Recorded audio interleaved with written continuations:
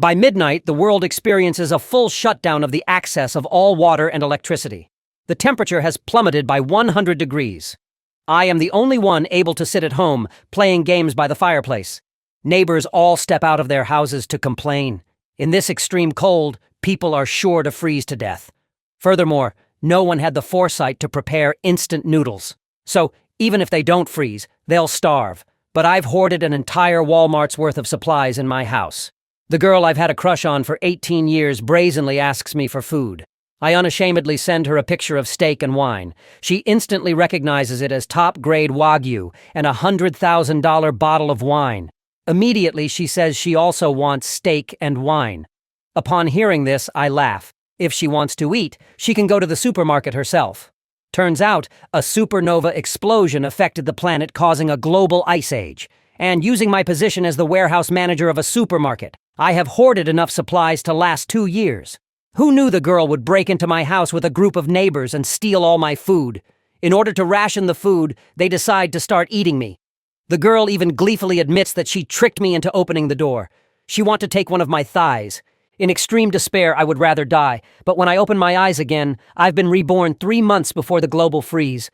In my new life, I swear never to be a bootlicker again, and I want to repay the pain of my previous life 1,000-fold. But the immediate priority is to hoard enough supplies before the end of the world and build a sturdy safehouse. Just as I'm considering where to start, a bright light flashes before my eyes. In the next second, I'm in a strange space. Looking at this otherworldly place, a bold idea pops into my head.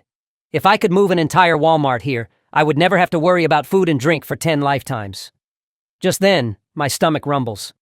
Thinking about all the good things I won't be able to eat after the apocalypse, I head to the best restaurant in the city. A meal costs me $50,000. In the apocalypse, even a bowl of instant noodles can cost a life. It won't be easy to eat your fill then. This scene is witnessed by the girl I've been infatuated with for 18 years. A girlfriend standing beside her looks surprised. Fang Yuqing, you're so lucky. The bootlicker chasing you turns out to be a rich second generation in disguise. Fang Yuqing naturally wouldn't miss this opportunity and comes up to chat. Zhang Yi, what a coincidence. Hearing this, I laugh coldly inside.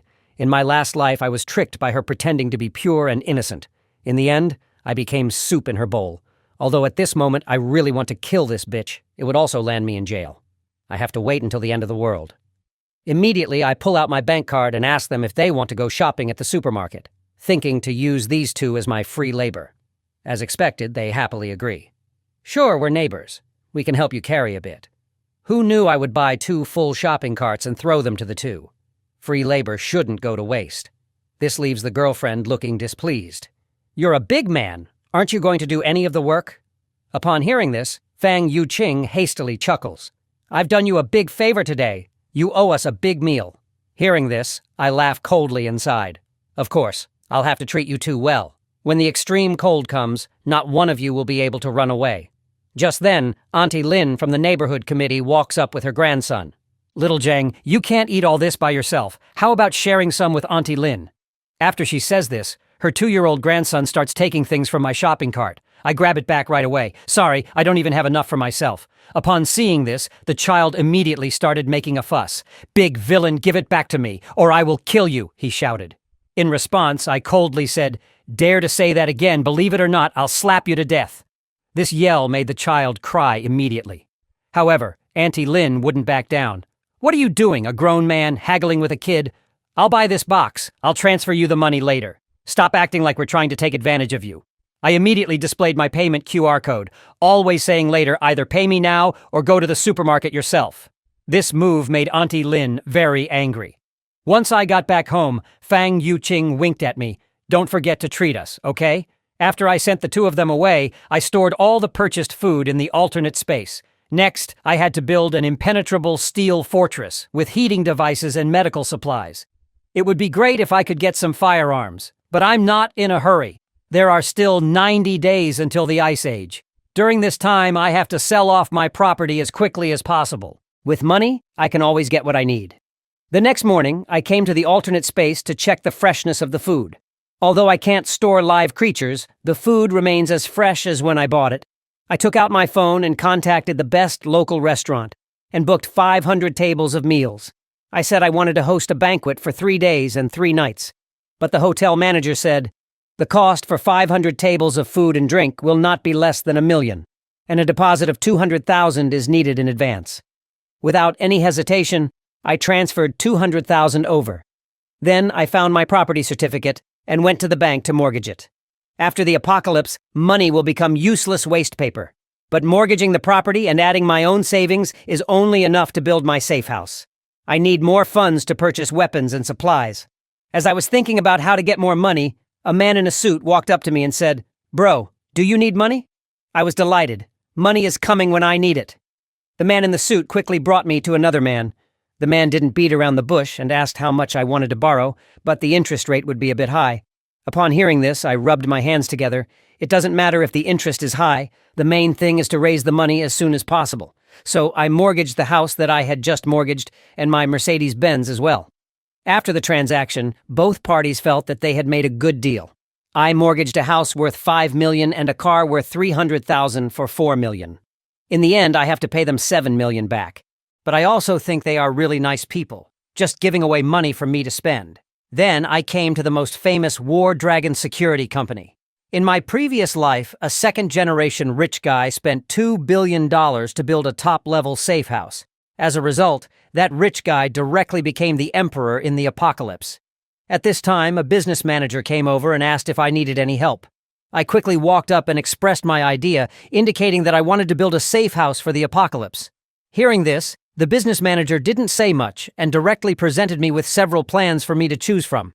However, I was not satisfied with the plans above.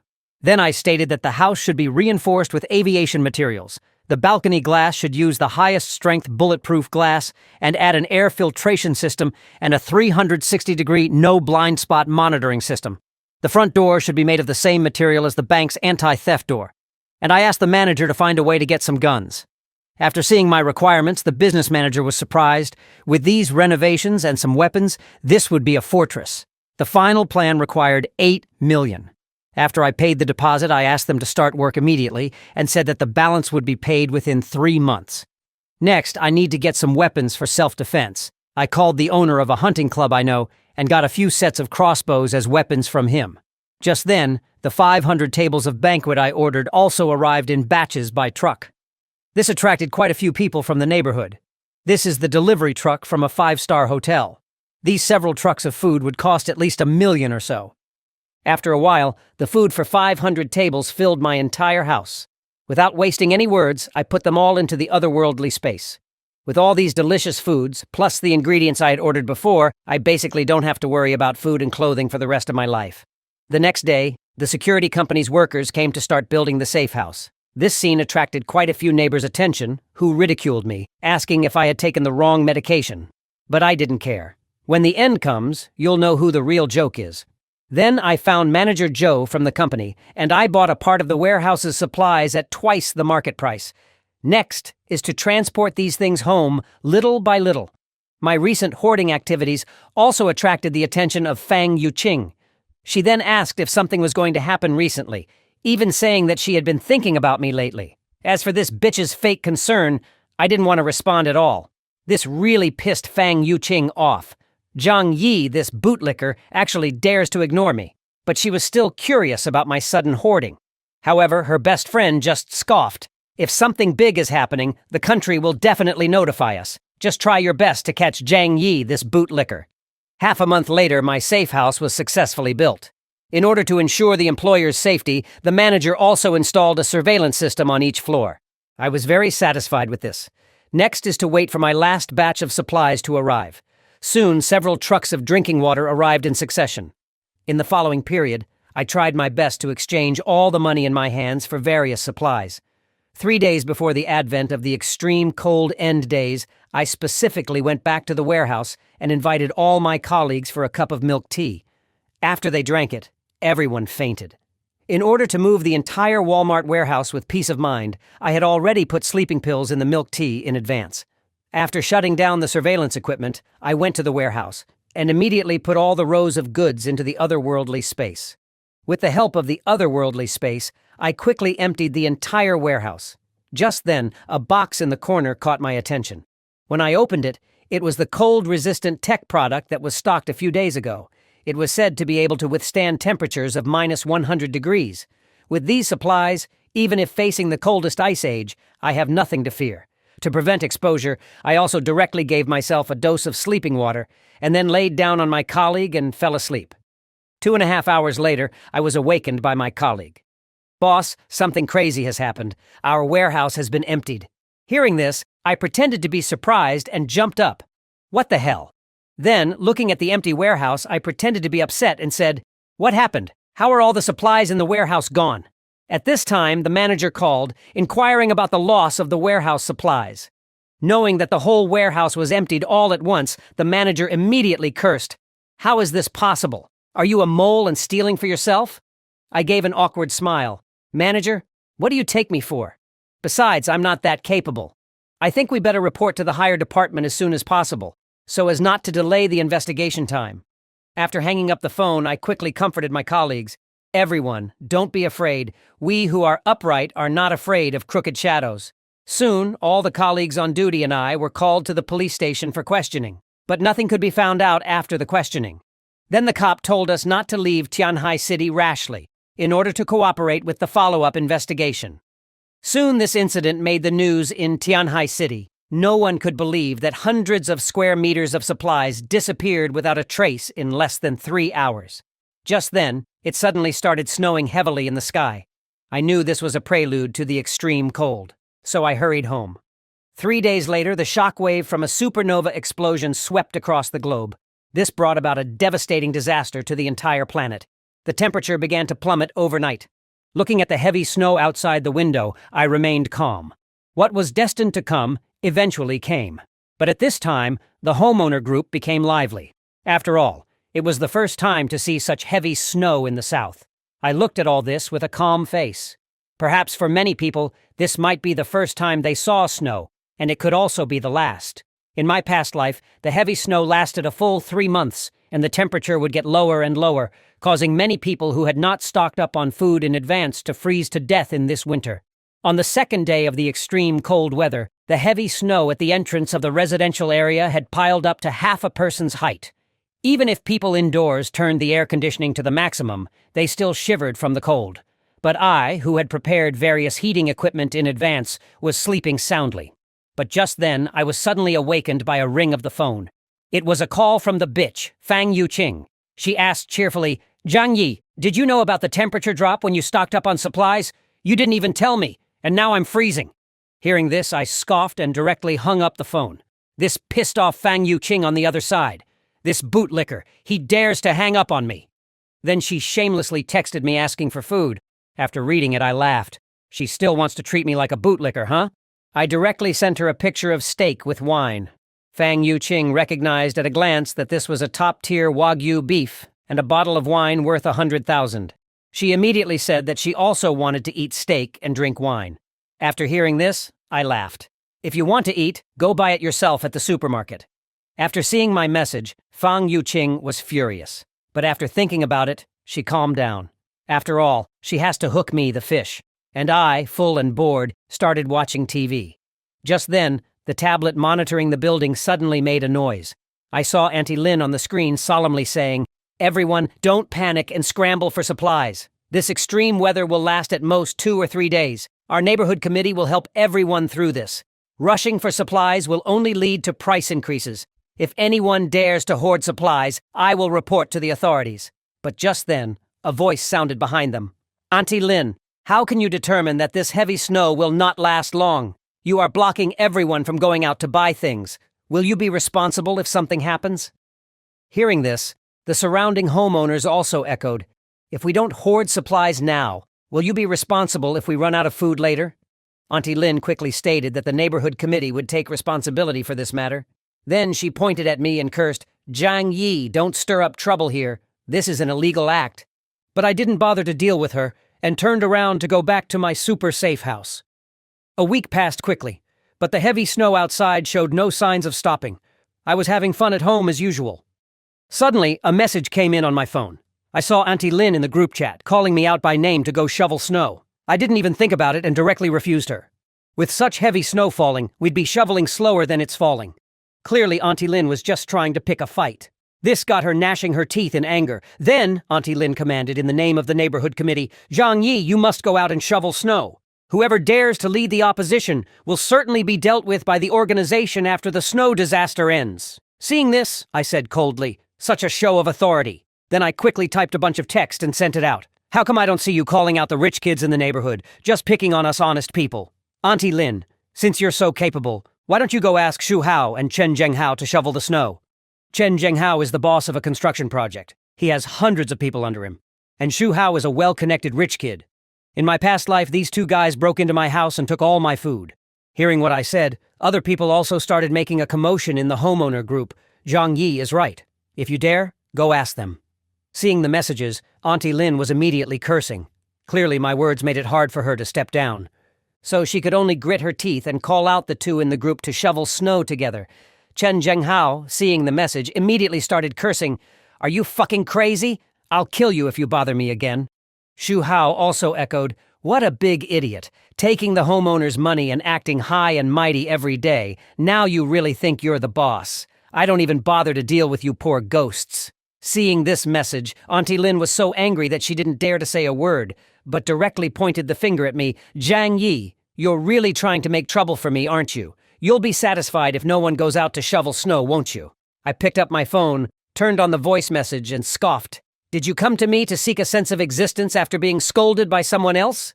Believe it or not, if you talk any more nonsense, I'll kill you. Seeing my serious tone, Auntie Lin immediately backed down.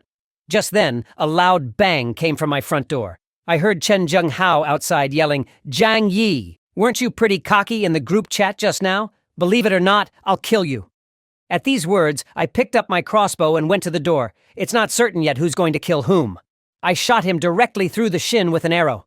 Injured, Chen Zhenghao fell to the ground, wailing incessantly. He never imagined that I, a seemingly honest person, would be so ruthless when I took action. Little did he know that this was only the first step of my revenge. With temperatures now at -100 degrees, Chen Zhenghao's leg, which had been shot through, was surely not going to be saved.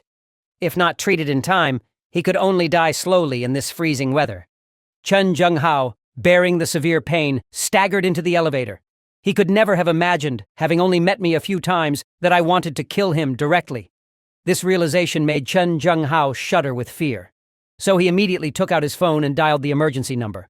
However, the whole city was already covered in heavy snow, and the hospital's ambulance simply couldn't make it. Left with no choice, Chen Zhenghao could only go home and treat his wound himself. Fortunately, the weather was freezing cold, and his foot was almost numb from the cold.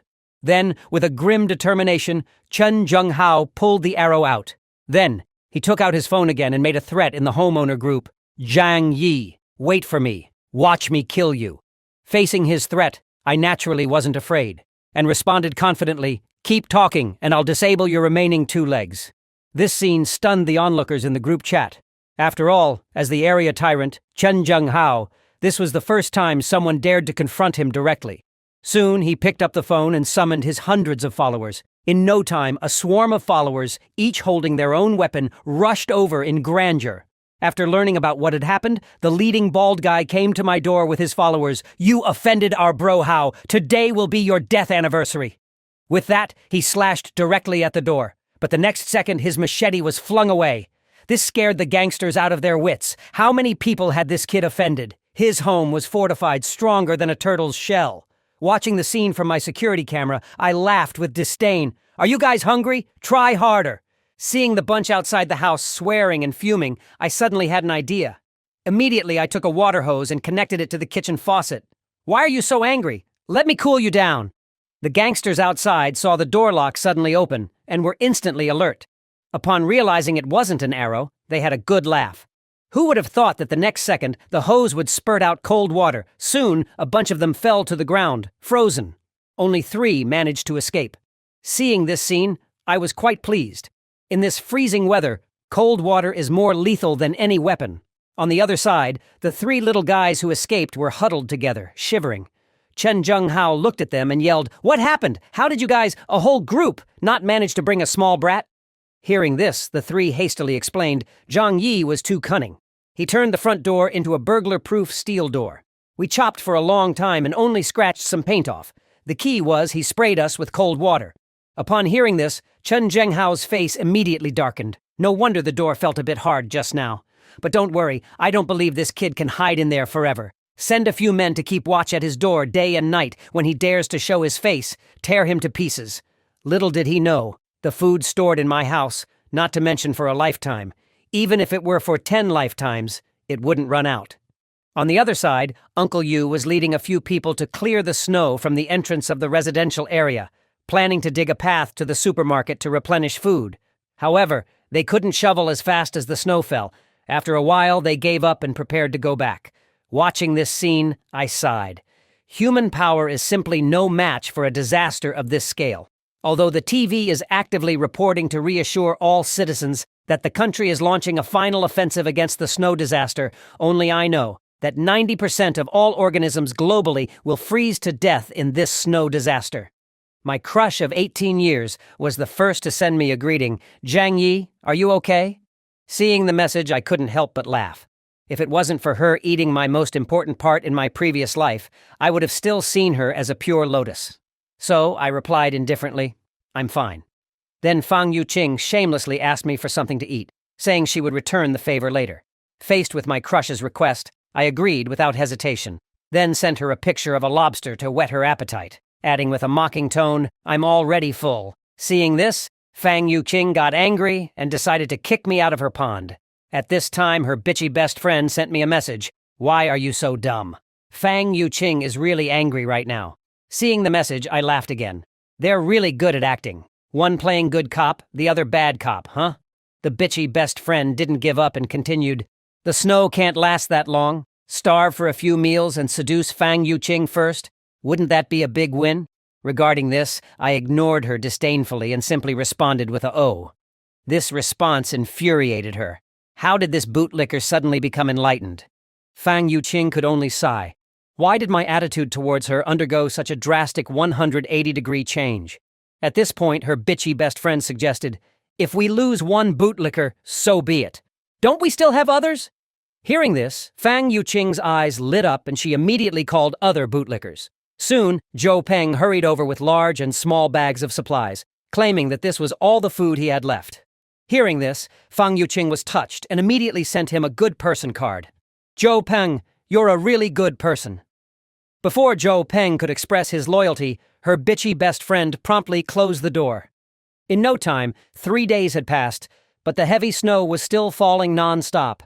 Munching on a chicken leg and looking at the time on my phone, I thought, the real drama is about to begin. The next moment, the entire neighborhood plunged into darkness. Soon, neighbors began stepping out of their homes, asking each other whether they had electricity. Now, with water and electricity cut off and air conditioning no longer functioning, it was genuinely getting cold enough to kill. After finishing my chicken, I picked my teeth and then turned on a generator I had prepared in advance. I was fortunate to have died early in my past life. Otherwise, I too would be freezing like the rest of them. At this moment, Auntie Lin from the neighborhood committee was shivering while holding her grandson. She never expected the snow to last so long. A message came into the neighborhood group chat. "They say this is a once-in-100,000 years global blizzard. We might be on the brink of a mass extinction event. Several major cities in the country have already been overrun. Everyone must stockpile more supplies." After reading the message, Auntie Lin was shocked. She never imagined the snow disaster would be this serious. At that moment, she hatched a plan. She must trick everyone into giving her their food before they received the news. So, Auntie Lin promptly posted a message in the owners group. "Everyone, don't worry. This disaster is temporary. Workers are currently repairing the water and power outage. The officials have issued an order. Due to these extraordinary circumstances, the neighborhood committee will conduct unified management of all property owners. Anyone who does not cooperate will be arrested and interrogated by the police." Upon seeing the message, Chen Zhenghao began to curse in dissatisfaction. Although he had a lot of underlings, he dared not confront the police. Meanwhile, Auntie Lin continued in the group chat, "Due to the severe impact of the blizzard on everyone's lives, the neighborhood committee has decided to collect supplies from each owner and distribute them uniformly to help us all get through this crisis." On seeing the message, I couldn't help but laugh. It was the same old trick as in my previous life. Then Auntie Lin sent me a private message. Little Jang, you usually work in a warehouse and must have hoarded a lot of food, right? Besides, you bought 3 truckloads of stuff last time. Everyone is in trouble now, and it's your turn to do your part. After the crisis, we will certainly repay you." On hearing this, I chuckled coldly. "You old hag, your hands were also dirty in my death in the previous life. Just you wait." I immediately replied with a voice message, "That's great. I just ran out of supplies at home. Auntie Lin, when you collect the supplies, make sure you share some with me." Seeing my message almost made her explode. This kid had hoarded several truckloads of supplies. How could he possibly run out so soon? Realizing that she and her grandson were depending on my supplies, Auntie Lin swallowed her anger and kindly replied, "Little Jang, this is an order from the organization. You must comply. Once the snow disaster is over, I will definitely report your good deeds to the organization." On seeing her message, I laughed again. If I hadn't died early in my previous life, I might have believed her lies. So I picked my teeth and replied, "Auntie, I'm not lying to you. I really don't have anything to eat at home. Why don't you take the lead and send me a few packets of instant noodles first?" Upon hearing this, Auntie Lin could no longer restrain herself and furiously retorted, "Zhang Yi, refusing to hand over your supplies is the same as opposing the organization. I will definitely report you to the organization for disciplinary action." I mocked her. "You represent the organization? You're not even a civil servant, not to mention a public institution staff. Why don't you ascend to heaven? It's okay for you to show off normally, but now that things are like this, you still think you're so important." As soon as I said this, it made Auntie Lin so angry that she smashed her old-fashioned phone. This little brat dares to talk to me like that. After all, I'm a leader in the community. After failing to get any advantage from me, Auntie Lin turned her attention to other homeowners, thinking, "It doesn't matter who I can deceive, as long as I can deceive some." 2 days quickly passed. Under Auntie Lin's coaxing, quite a few homeowners had actually sent their supplies to her home. Looking at this scene, I sneered in my heart. What a bunch of fools, believing in some great Samaritan in this post-apocalyptic world. Now the whole world has plunged into chaos. Without enough supplies, they could only wait to die. Soon, many homeowners began to tag Auntie Lin in the group chat. Wasn't it said that the supplies would be distributed evenly? "We've run out of food at home. Start distributing some to us." But Auntie Lin merely scoffed at the messages. What a bunch of idiots. These supplies were obtained through my hard work. How could I possibly give them away so easily? Just then, her phone rang. Seeing that it was Chen Zhenghao, she broke out in a cold sweat. What does he want with me? On the other end of the line, Chen Zhenghao said coldly, "Auntie Lin, you have quite a method. You've actually deceived everyone's supplies into your home." Hearing this, Auntie Lin feigned innocence, saying it was the arrangement of the community committee, and she was just doing her duty. Chen Zhenghao laughed. "That's perfect. Over 10 of us here are waiting for you to distribute the supplies." Hearing this, Auntie Lin coughed lightly. "These supplies haven't been sorted out yet. Some homeowners haven't handed in their supplies. We can't start distributing them yet." The next second, the area tyrant Chen Zhenghao, along with his underlings, burst into her house. Seeing this, Auntie Lin's face turned pale. "How dare you break into a civilian house? Is there no law anymore?" To which Chen Zhenghao responded with a slap. "And you think you've been lawful, deceiving everyone's supplies? Today, I'll act in the name of justice." Meanwhile, I watched the scene on the surveillance, cheerfully eating a sausage. The dogfight was finally about to begin. At that moment, I had a brilliant idea.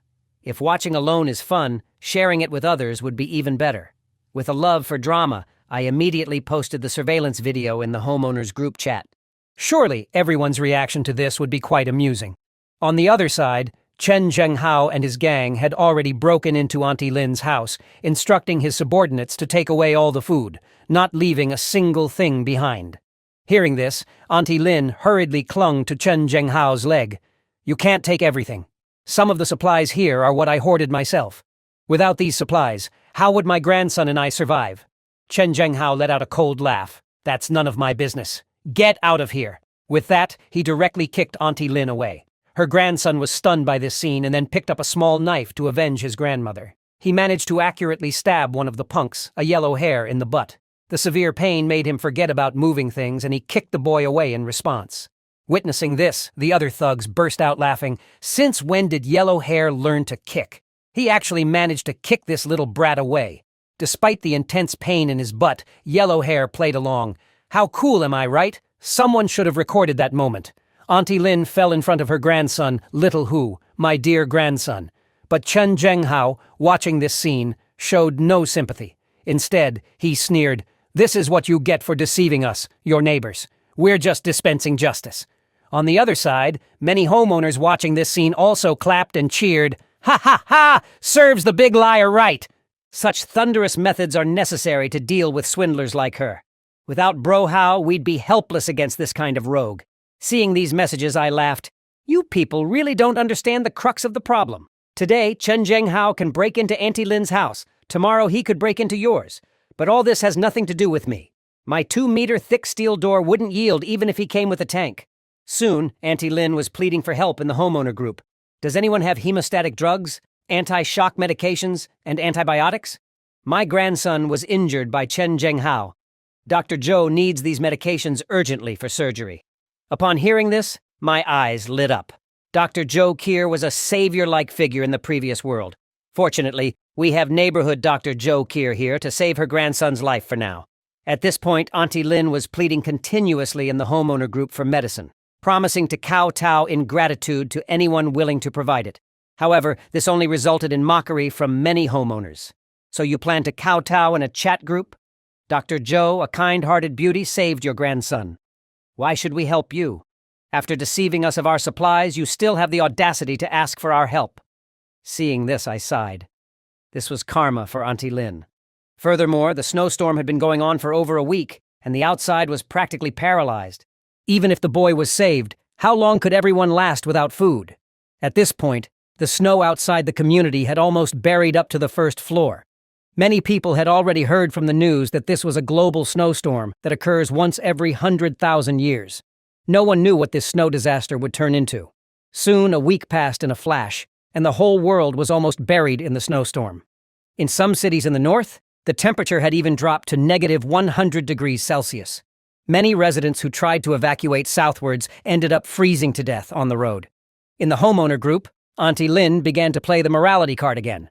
My dear grandson has been hungry for 2 days. He's just a child. Are you really going to stand by and watch him die? She stated that she was willing to pay a high price for supplies. Seeing this, the homeowners started to inflate the prices, and the last pack of instant noodles was even sold for $2,000. Seeing this, I laughed.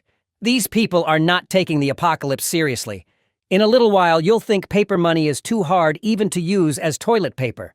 As a second-generation rich kid with some business acumen, Xu Hao started to hoard supplies at a high price. He was very clear that money in this apocalyptic world would become as useless as waste paper. He had to get rid of it while it was still useful.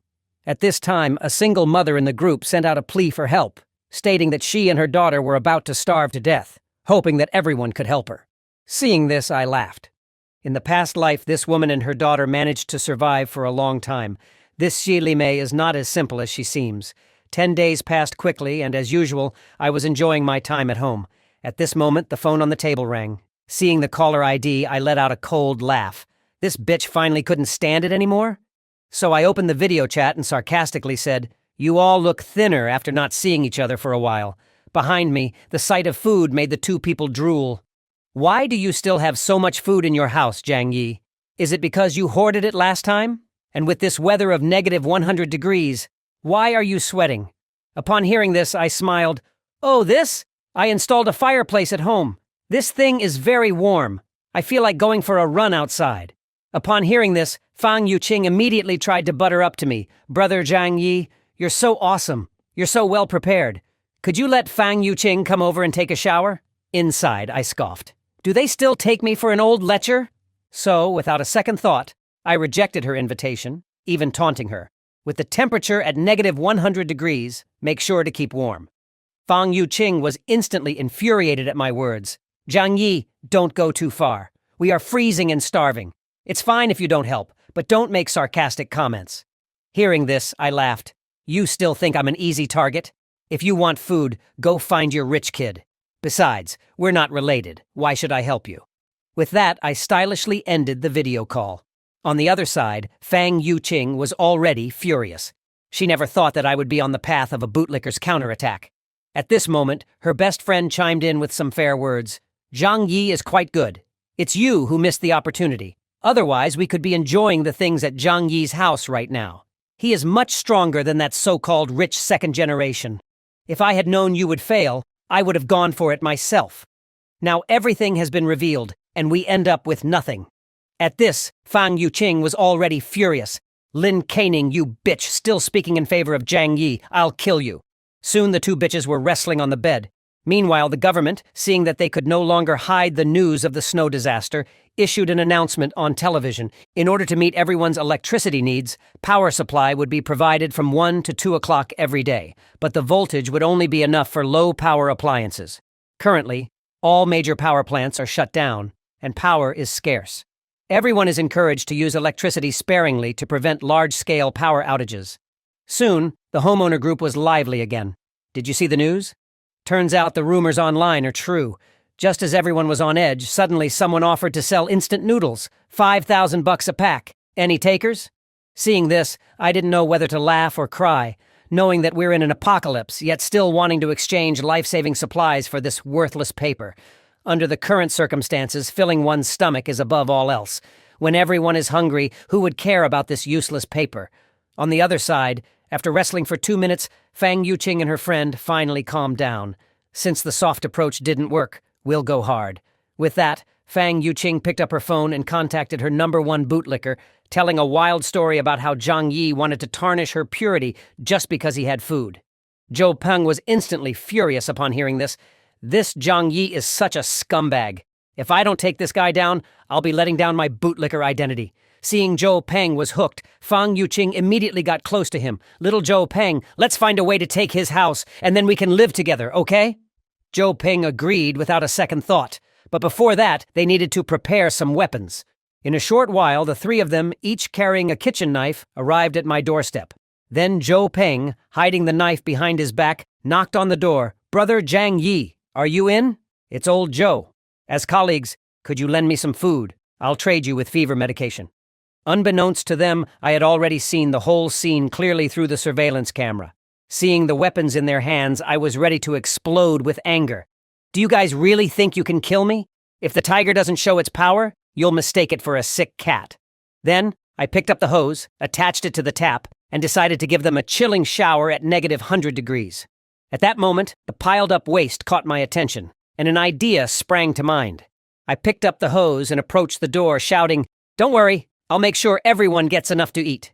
The three of them, thinking that I was about to open the door, excitedly raised their weapons. But the next second, a pile of feces sprayed through the small window of the door onto them. Fang Yuqing immediately realized it was a pile of feces and started to vomit on the side, while Zhou Peng was furious. "Zhang Yi, if you have the guts, come out. I'll kill you." At this, I just laughed. "Don't say I didn't give you a chance. If you have the guts, come in." Hearing this, Zhou Peng, seething with rage, raised his kitchen knife and struck my front door, only to find that the door was unharmed. Instead, his hand was injured from the impact. Watching this scene, I couldn't help but laugh. My 2-meter-thick security door isn't something you can break just by saying so. I really don't know what you're thinking, and I've stockpiled as much as a Walmart warehouse in my house. I'm not worried at all about them keeping watch outside. Even if I never go out in my next life, what can they do to me? I was suddenly woken from my sleep by a gunshot. Even though I knew the maliciousness of human nature would be exposed in the post-apocalyptic world, the sudden gunshot still gave me a big fright. There was actually someone with a gun in this community, so I quickly picked up my tablet and started checking the surveillance footage. It turned out that Chen Zhenghao and his men were going around robbing houses. After the water supply was cut off, most of the residents would go out to dig snow for water during this time period, and Chen Zhenghao was taking advantage of this time to loot supplies. Once the supplies were gone, even if they used the accumulated snow as food, they wouldn't last long. After robbing supplies, Chen Zhenghao didn't forget to assert his authority in the homeowners' group chat. "We've been snowed in for so long. From now on, I, Chen Zhenghao, am in charge of this building. Anyone who tries to undermine me, this will be your fate." He then posted several intimidating photos. Seeing this, I couldn't help but sigh. Chen Zhenghao's ruthless tactics were no doubt why he had been so successful in society before the apocalypse. However, his ammunition and followers were ultimately limited. They couldn't possibly face off against all the residents of the building. Just then, I was added to a new group chat. Several homeowners were vehemently denouncing Chen Zhenghao's actions in the chat, saying that we all had to unite to resist such a tyrant. Even if he has a gun, he can't stop all of us. But when asked when to take action, a few clever ones suggested that we needed to plan this carefully. After reading these messages, I couldn't help but laugh. The loudest critics were also the most hesitant to take action. They were all just talk. At this point, Uncle Yu, a retired veteran, chimed in the chat. We can't let Chen Zhenghao continue like this. Otherwise, we're all doomed. If you all are scared, I can lead the charge. Let's all rise up together. Uncle Yu's words garnered a lot of support from the homeowners. Some offered to provide weapons, others suggested tactics, saying Chen Zhenghao was only one man and we could ambush him. Seeing all this support, Uncle Yu continued. Besides the gun, Chen Zhenghao has about 5 or 6 people with him. I alone won't be enough. We need a dozen or so young guys to ensure our safety. Just as everyone was eagerly preparing to volunteer, a woman suddenly spoke up in the chat. Auntie Lin just tricked us out of our supplies. Who knows if Uncle Yu, you won't do the same? If you lead everyone to surrender, what about the rest of us who are old, weak women and children? I absolutely disagree. Hearing this, I really wanted to smack her. This woman was the one who stirred up gender conflicts in the past life. In this post-apocalyptic world, if you can't even trust a retired veteran, who can you trust? Soon, the homeowners were divided into 2 factions. The radical faction thought we should unite against Chen Zhenghao now. The conservative faction suspected Uncle Yu was a spy, saying whoever wants to be the scapegoat can be one. Watching the 2 sides bicker for 2 hours, I couldn't help but sigh. This scene was exactly the same as in my past life. Back then, it was these conservatives who kept passing the buck, resulting in the majority of homeowners being brutally killed by Chen Zhenghao. But what does this have to do with me eating my curry rice with corn, green peppers, tomatoes, and chicken? On the other side, Chen Zhenghao, backed by his gun, was still robbing houses everywhere, not even sparing his own followers. Anyone who dared to resist would be taken away with a single shot from Chen Zhenghao. But he knew it well in his heart. Without this gun in his hand, these subordinates might not necessarily obey him. Then he ordered his men to collect all the bodies. Watching this scene from the surveillance, I immediately realized that this guy was planning to use these people as backup food. It seems it's time to find an opportunity to confront this guy. The next morning, the leader of the conservative faction, Lu Tiantian, sent out a cry for help in the WeChat group. Everyone, come save me! Isn't Uncle Yu a veteran? You all should be able to fight them off. As the impact on the door behind her grew more intense, Liu Tiantian grew more anxious and said, I'm in trouble. None of you will be able to escape. But as soon as her words fell, the door behind her was broken open by someone, and then she was dragged out like a dead dog. Her ordeal didn't evoke sympathy. Instead, it drew mockery from the radical faction. Serves you right for being a turtle. Your retribution has come, hasn't it? On the other side, Fang Yuqing and her girlfriends were also very nervous when they saw this scene. If they didn't come up with a plan soon, their turn would come soon. At this moment, Fang Yuqing had a plan. She must spread the news that Zhang Yi, that guy, had hoarded a large amount of supplies and then unite everyone to take over his house. So I was quickly added into a group chat of a mutual aid group. I saw Fang Yuqing at me in the group chat and said, Zhang Yi, it's too dangerous for everyone to live separately now. Your door at home is particularly solid. We lack a secure base. I hope you can join our team. And now everyone must unite. If you are alone, you will be dealt with by Chen Zhenghao soon. Seeing the message, I couldn't help but laugh. They want to pull the same stunt as in the previous life. So I replied indifferently, I'm fine. I'm used to living alone in this little broken house of 150 square meters with heating and electricity. Seeing this situation, the group chat immediately exploded. Old Zheng, don't be so short-sighted. Everyone needs to unite now. Fang Yuqing also echoed on the side, saving a life is better than building a 7-story pagoda. You can save 7 people now. That would be a 48-story pagoda. What responded to them, however, was the message of me leaving the group chat. This made Fang Yuqing and the others stunned on the spot. When did this bootlicker evolve into a cool guy? Soon they began to discuss how to capture my fortress. Glasses Man suggested that as long as everyone was well protected, then directly force the door, they will surely take down that guy in one fell swoop. Brown Hair on the side agreed. And I used to work in a lock company. I can open any lock on the market. So they all agreed and came to my door to start prying the lock. They even prepared a few umbrellas to prevent cold water. As a result, Brown Hair pried for half a day, found that he couldn't even budge my lock. I, who was in front of the surveillance, was sneering in my heart.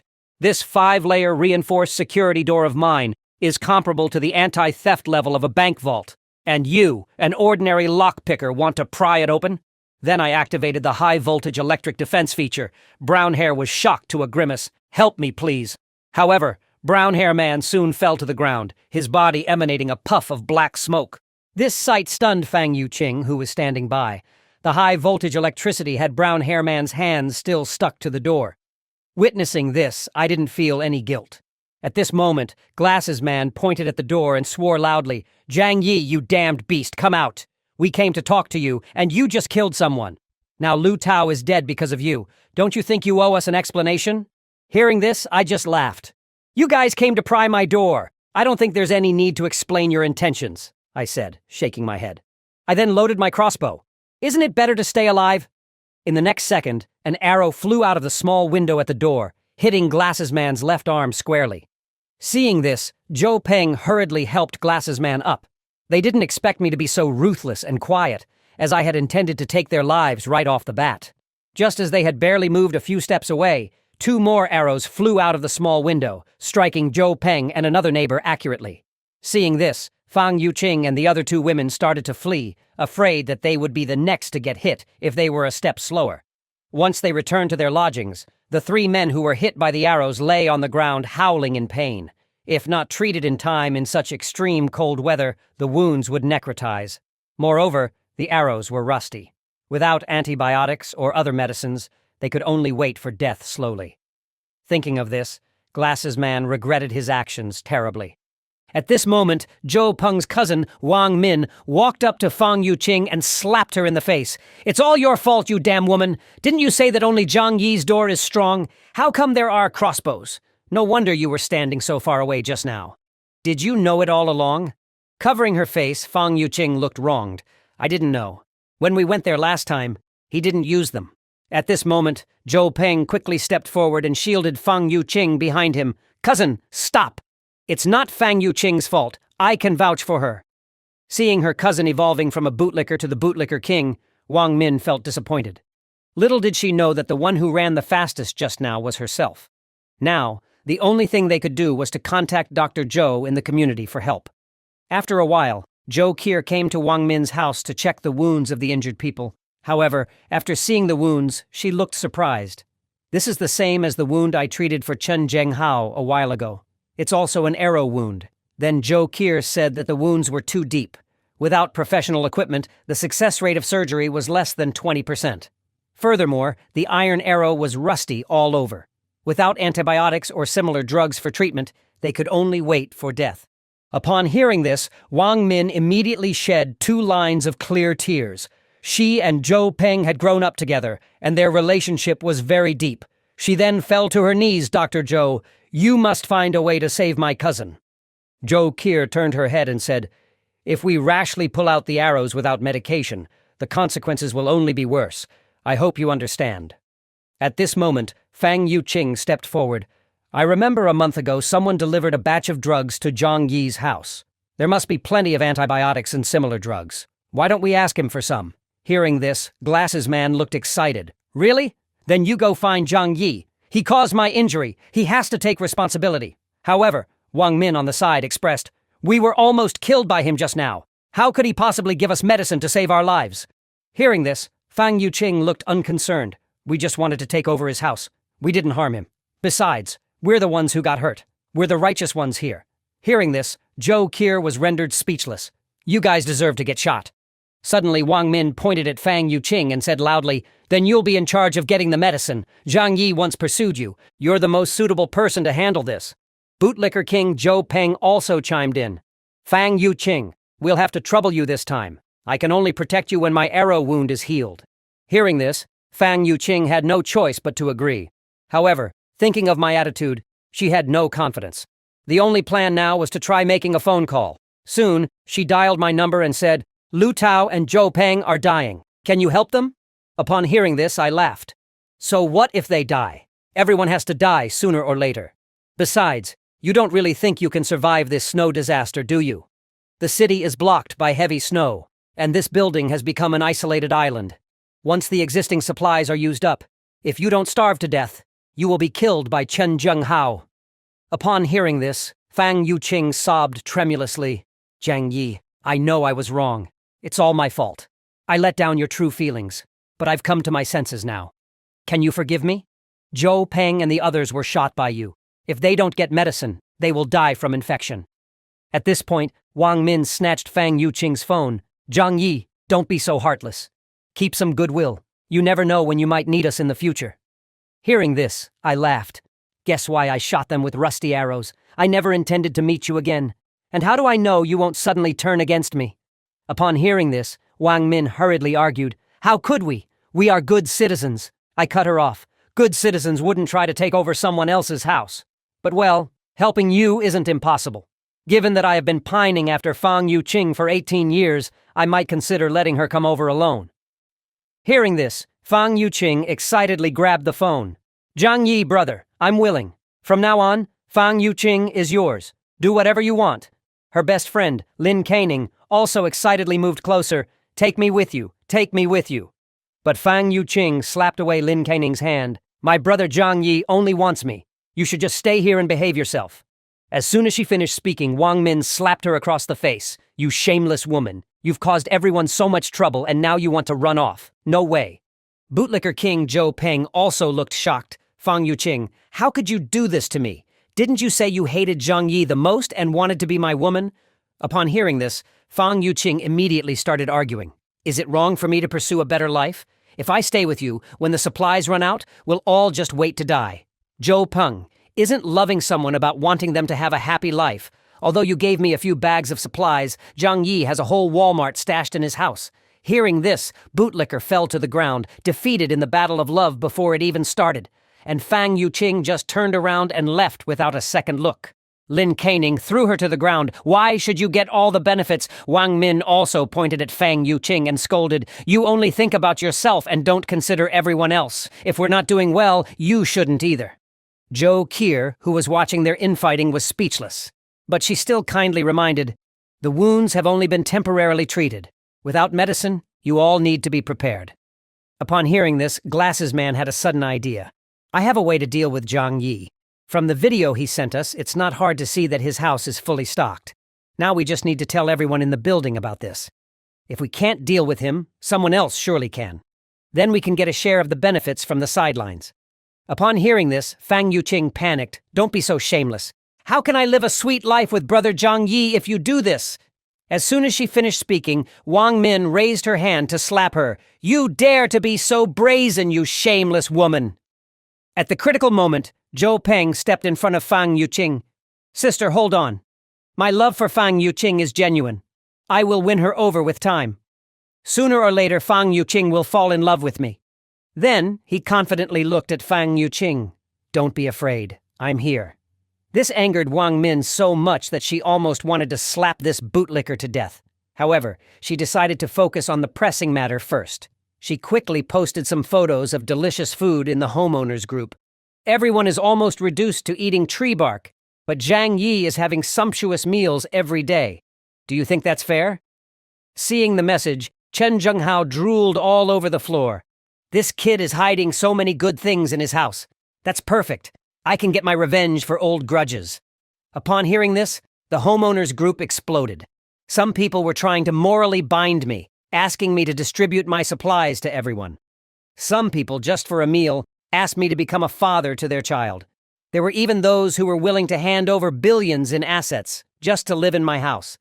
Seeing the message, I just laughed. Why? Am I close with you? Why should I share my supplies with you? Thinking of these people breaking into my house in the past, I felt a fire in my belly. Now the tables have turned, I thought. Let's see how I'll play with you this time. Seeing my reply, Bootlicker King and others looked dumbfounded. Is Jiang Yi not afraid that we will unite against him? Others, seeing my cold-heartedness, began to blame me in the group chat. If you hadn't secretly hoarded supplies, we wouldn't be living like this. You must atone for your sins and donate the supplies to everyone. Besides, what's the point of living alone? Young people should have the spirit of contribution. Watching them bicker back and forth, I couldn't be bothered to engage with them any longer. Then, looking at the falling snow outside the window, I mumbled, Staying at home every day is quite boring. It seems I should find some time to go out and stroll around. Luckily, I still have a few snowmobiles hidden in my pocket dimension. Once I deal with this group, it might be time to see what the outside world is like. Just then, my phone suddenly received a notification. It was a plea for help from Dr. Joe Kier. Mr. Zhang, our home's medicine and supplies have been completely exhausted. Upon seeing the message, I instantly recalled what Joe Kier looked like. In my previous life, her death was due to her giving her last food to Zi Lime and her daughter. However, I didn't immediately agree to her plea. Despite a good impression of her from the last life, the prettier the woman, the more dangerous. I don't want to die at the hands of a woman after barely getting another life. I wouldn't provide help without being completely sure of her trustworthiness. So, I responded, I can provide supplies, but you need to exchange something for them. Upon seeing the message, Joe Kier immediately agreed to become my private medical assistant. If I still wouldn't agree, she could only sacrifice something else. But I did not agree to her terms, and instead I said, I can provide you with medicine and food, but you have to do me a favor. Those neighbors are about to collapse soon, and they will definitely take action. I need you to be my spy, to acquire their action plans. So, the choice is in your hands now. You can choose to follow the crowd and be a bystander, or you can choose to betray them and side with me. Upon seeing the message, Joe Kier fell silent. If she chose me, she would have to face all the homeowners in the building with me. But what she didn't know was that my house had long been turned into an iron fortress by me. Even if they came with a tank, they couldn't break in. The reason I did this was just to find an excuse to test her. At this moment, Glasses Man sent me a final ultimatum. Zhang Yi, I'll ask you one more time, will you hand over the supplies in your hand or not? Seeing the message, a cold smile appeared at the corner of my mouth. This guy had overstepped his bounds. I responded cheerfully, even if I were to feed my food to the pigs, I wouldn't share a bit with you. This angered Glasses Man, grinding his teeth. Very well, Zhang Yi. You still dare to talk tough even when death is imminent. You brought this upon yourself. Don't say we didn't give you a chance. Soon, a chat group was established to denounce me. Chen Zhenghao solemnly said inside, Don't worry, everyone. For this operation to eliminate Zhang, I only need half of the supplies. After getting the supplies, I swear I won't harm anyone. Glasses Man also echoed, Let's put our past grudges aside for now. Our primary goal is to take down Zhang Yi at once. On the other side, after some consideration, Joe Kier finally agreed to my terms. She was very clear in her heart that she, a woman alone, couldn't hold out for long without clinging to a strong figure in this apocalyptic world.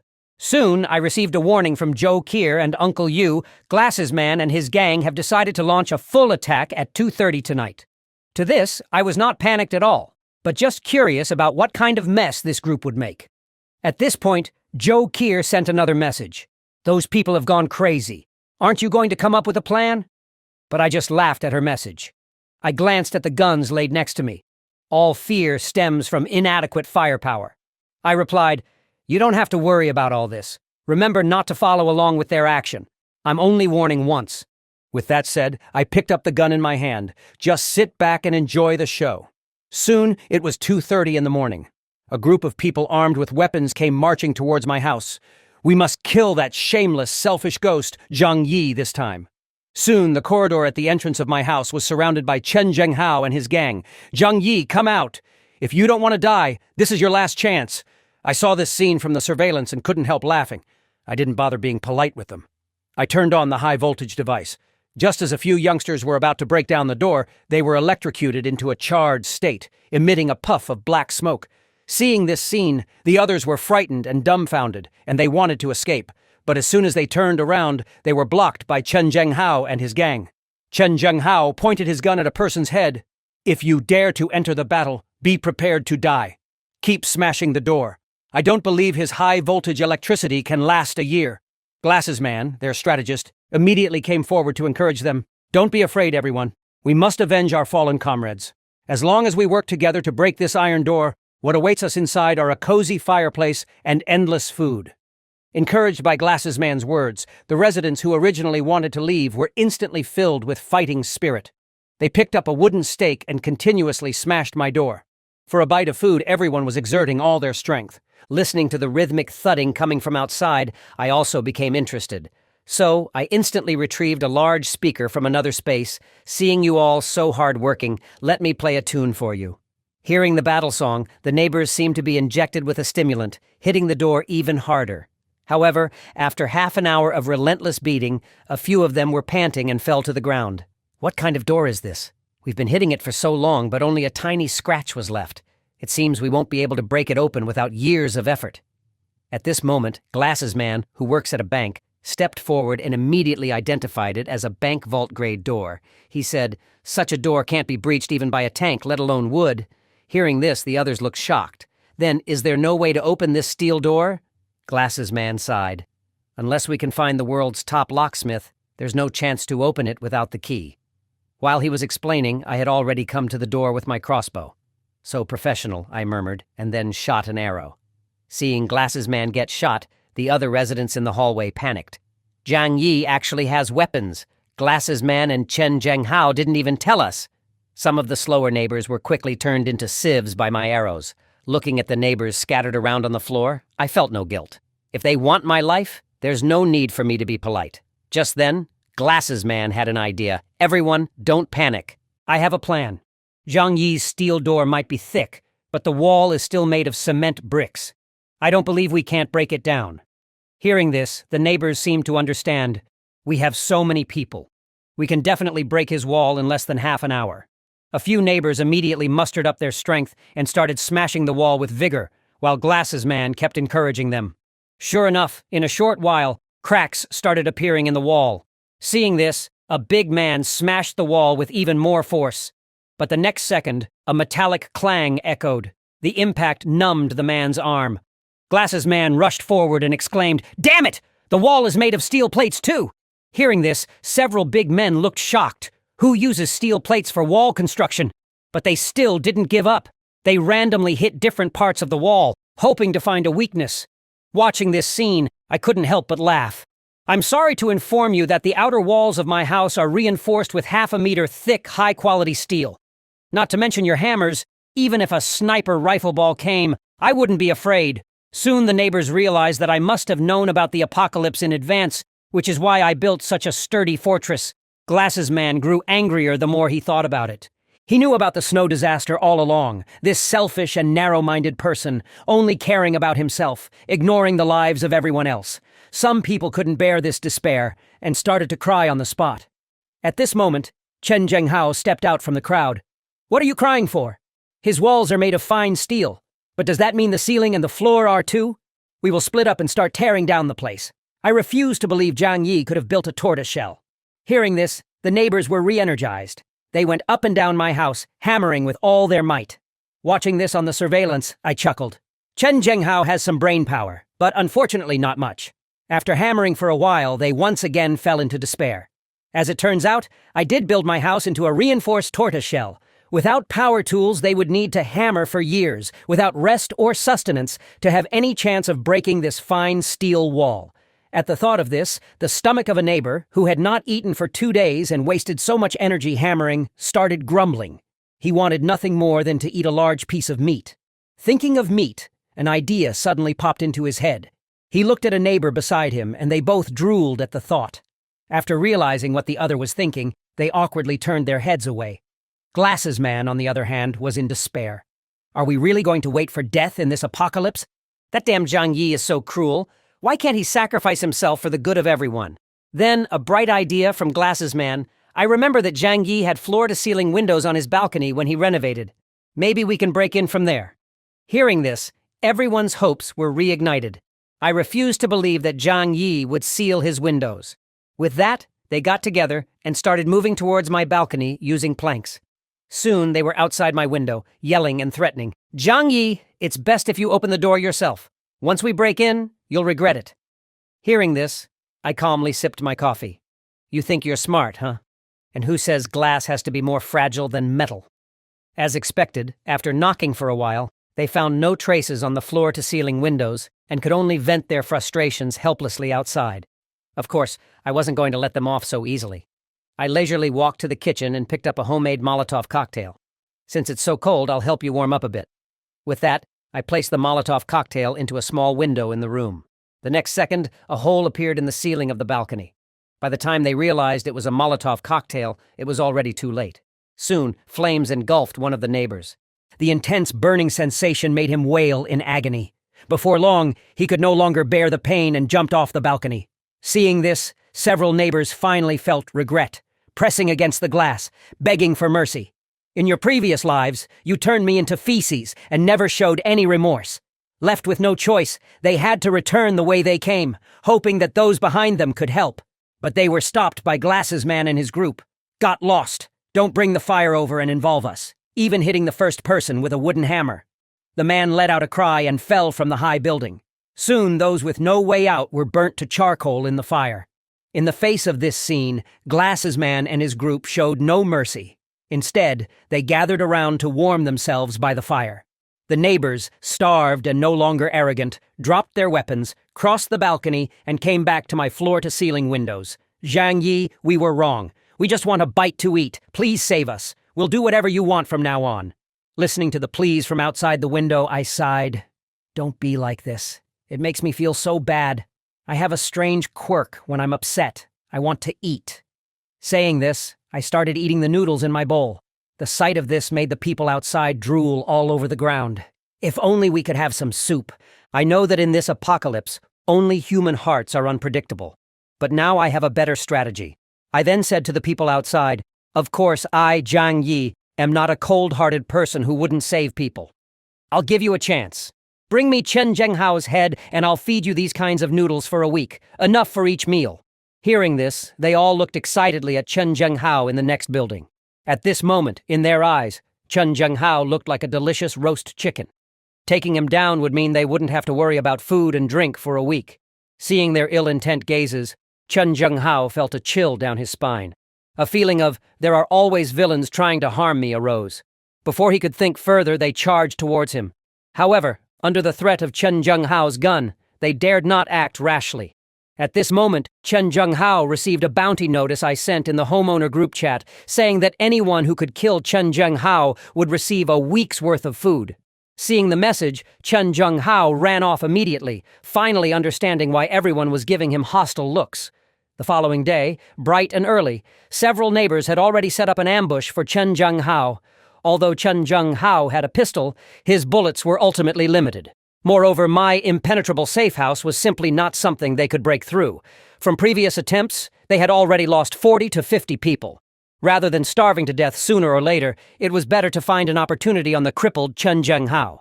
At this time, Chen Zhenghao was scolding his two subordinates to go out and eat snow. He was well aware. At this moment, he was the little fat lamb in the eyes of all the property owners. Whatever he did, he had to act quickly. Just then, two neighbors who had been ambushing for a long time launched a sudden attack with kitchen knives. Seeing this, the two subordinates were shocked. Watch out for the back. However, it was already too late. Two neighbors with red eyes holding kitchen knives had already reached their back. Yet, they were shot down by him. At this time, Chen Zhenghao was panting heavily. Luckily, he responded quickly. Following that, Chen Zhenghao ordered his men to drag the two bodies back home. Just worrying about having nothing to eat, these two reckless things even came to the door. Just at this moment, one of the subordinates exclaimed, "Quick, look at your back."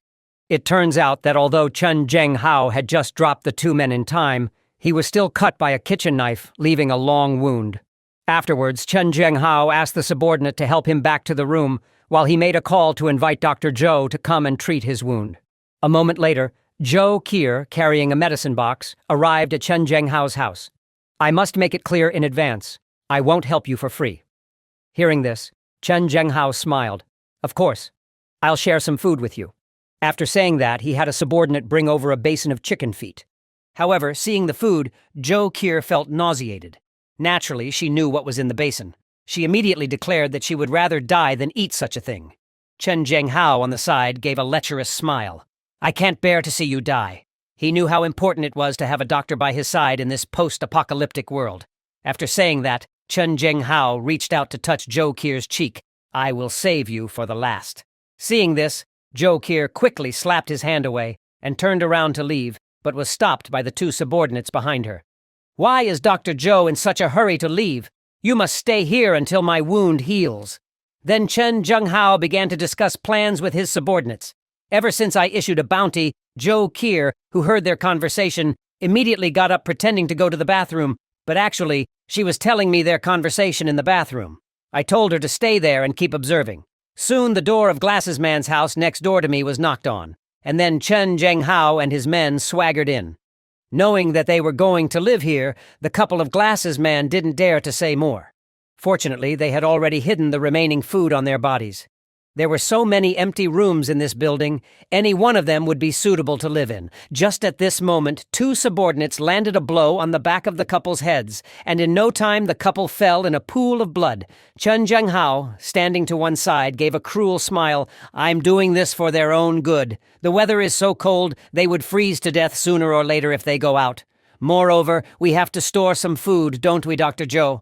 At this time, in Wang Min's house, the three Glasses men lay on the sofa, wailing incessantly. Ever since their last unsuccessful attack on my house, their plan to forcibly take medicine had also failed. Now, without the treatment of antibiotics and other drugs, their wounds had started to fester. A disgusting stench wafted through the entire hall. Seeing this, Glasses Man was shocked. He had just graduated and was looking for a job. He didn't want to die so soon. The wounds of Zhou Peng and the others were in the same condition. If it were just a simple scratch, it would be okay. But alas, they were wounded by my rusty arrows. Without the use of antibiotics, their wounds would only get worse. At this moment, Zhou Peng ran to Wang Min. "Can you please plead with Zhang Yi for us again? Otherwise, we're all going to die." But Wang Min waved his hand. "I'm out of ideas. Zhang Yi is not easily persuaded." On the other side, after the bounty was put on Chen Zhenghao, he had begun to feel restless. He even feared that he would be ambushed by his subordinates in the middle of the night. So, he used meat and a pistol to threaten some residents to join his camp. Hearing that there was food, many people willingly joined. Seeing this scene from the surveillance, I couldn't help but laugh. Even if you have many people in your camp, Chen Zhenghao, what do you think they will do when there's no food left? Then I picked up the phone to call Zhou Qier, asking her about the situation on her side. I could only hear Zhou Qier nervously answering, "Chen Zhenghao's group has gone crazy. The existing food has been eaten up. They are preparing to start robbing houses. In these few days, many neighbors have already become their feces." Then she pleaded, "Can you save me? I haven't eaten anything for 2 days. I can't hold on much longer if this continues." Upon hearing this, I paused for a moment. Zhou Qier is the main surgeon at the nearby Grade 3A hospital. In the post-apocalyptic world, doctors are hard to find. We can't let her die so easily. So I replied, "Don't worry. Once I finish this last task, I assure you will not want for anything." Just then, my front door was knocked. Zhou Peng was at the door, hysterical. "Zhang Yi, you coward, come out. Fang Yuqing is starving to death, and you're still hiding in here. Are you a man?" Hearing this, I laughed. "At this point, I'm willing to call you the last bootlicker in the apocalypse." "So," I said flatly, "you're still thinking about Fang Yuqing at a time like this? You should think more about yourself. Given your current situation, the tetanus bacteria has spread all over your body. Even if I gave you antibiotics, it would be useless. I remember you've been a bootlicker for so many years, I don't think you've ever even held Fang Yuqing's hand, have you? Instead of waiting here to die, you might as well do what you want to do." Hearing this, Zhou Peng suddenly realized. He struggled to get up, staggering back up the stairs. After returning home, Zhou Peng rushed into Fang Yuqing's room, kneeling down before her with a thud. Seeing Zhou Peng in this state, Fang Yuqing was instantly scared into screaming, "Zhou Peng, what are you doing?" Zhou Peng, his eyes bloodshot, stared at her intently. "Fang Yuqing, will you marry me?" Fang Yuqing frowned. Disgust filled her eyes. She instinctively pinched her nose. "I won't." She shoved Zhou Peng to one side, bitterly saying, "Get out of here, you're about to die. You stink, I have to go find Zhang Yi. Who do you think you are? You're not even a spare tire in my book." Zhou Peng broke down. He had given so much for Fang Yuqing, even his own life was at stake. But Fang Yuqing never had a heartbeat for him from beginning to end. In desperation, Zhou Peng grabbed Fang Yuqing's neck tightly, shrieking hysterically, "You love me. I'm going to die soon. Let's go to hell together forever." Seeing this, Fang Yuqing fearfully slapped Zhou Peng. "No, get away from me. You smell so bad, disgusting. You dare call me smelly? Isn't it because of you that I ended up like this?" Fang Yuqing, her face turning purple from Zhou Peng's grip, struggled desperately. "Who's to blame if you're useless? Desperate loser." Meanwhile, after a night of deep thought, Zhou Qier finally agreed to Zhang Yi's proposition. She knew it was a test from Zhang Yi. Although dangerous, if she didn't do it, she wouldn't last long under Chen Zhenghao. With this thought, Zhou Qier slowly walked towards the kitchen. She told Chen Zhenghao that she wanted to help in the kitchen. Hearing this, Chen Zhenghao thought Zhou Qier had come to her senses, nodding his head in approval. "That's best. I knew you couldn't resist. You still have some use for me now." Zhou Qier turned her head back and returned to her usual aloof demeanor. She slowly said, "I don't want to die. I want to live." Hearing this, Chen Zhenghao finally relaxed. He waved his hand nonchalantly and let Zhou Qier into the kitchen to help. Once inside, Zhou Qier picked up an axe and started to chop wood for the fire. Energy is scarce these days. Cooking can only be done by burning furniture. Although she had agreed to Zhang Yi's terms, she couldn't help but feel a bit hesitant about this kind of meat. After a while, a little brother asked Zhou Qier to watch the fire. "Don't let it go out."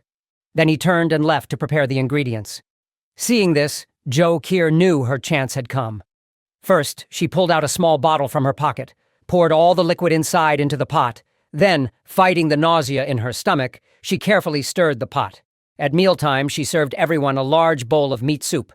Chen Zhenghao, looking at the steaming meat soup in his bowl, smiled. "I never thought the day would come when Dr. Zhou would join us."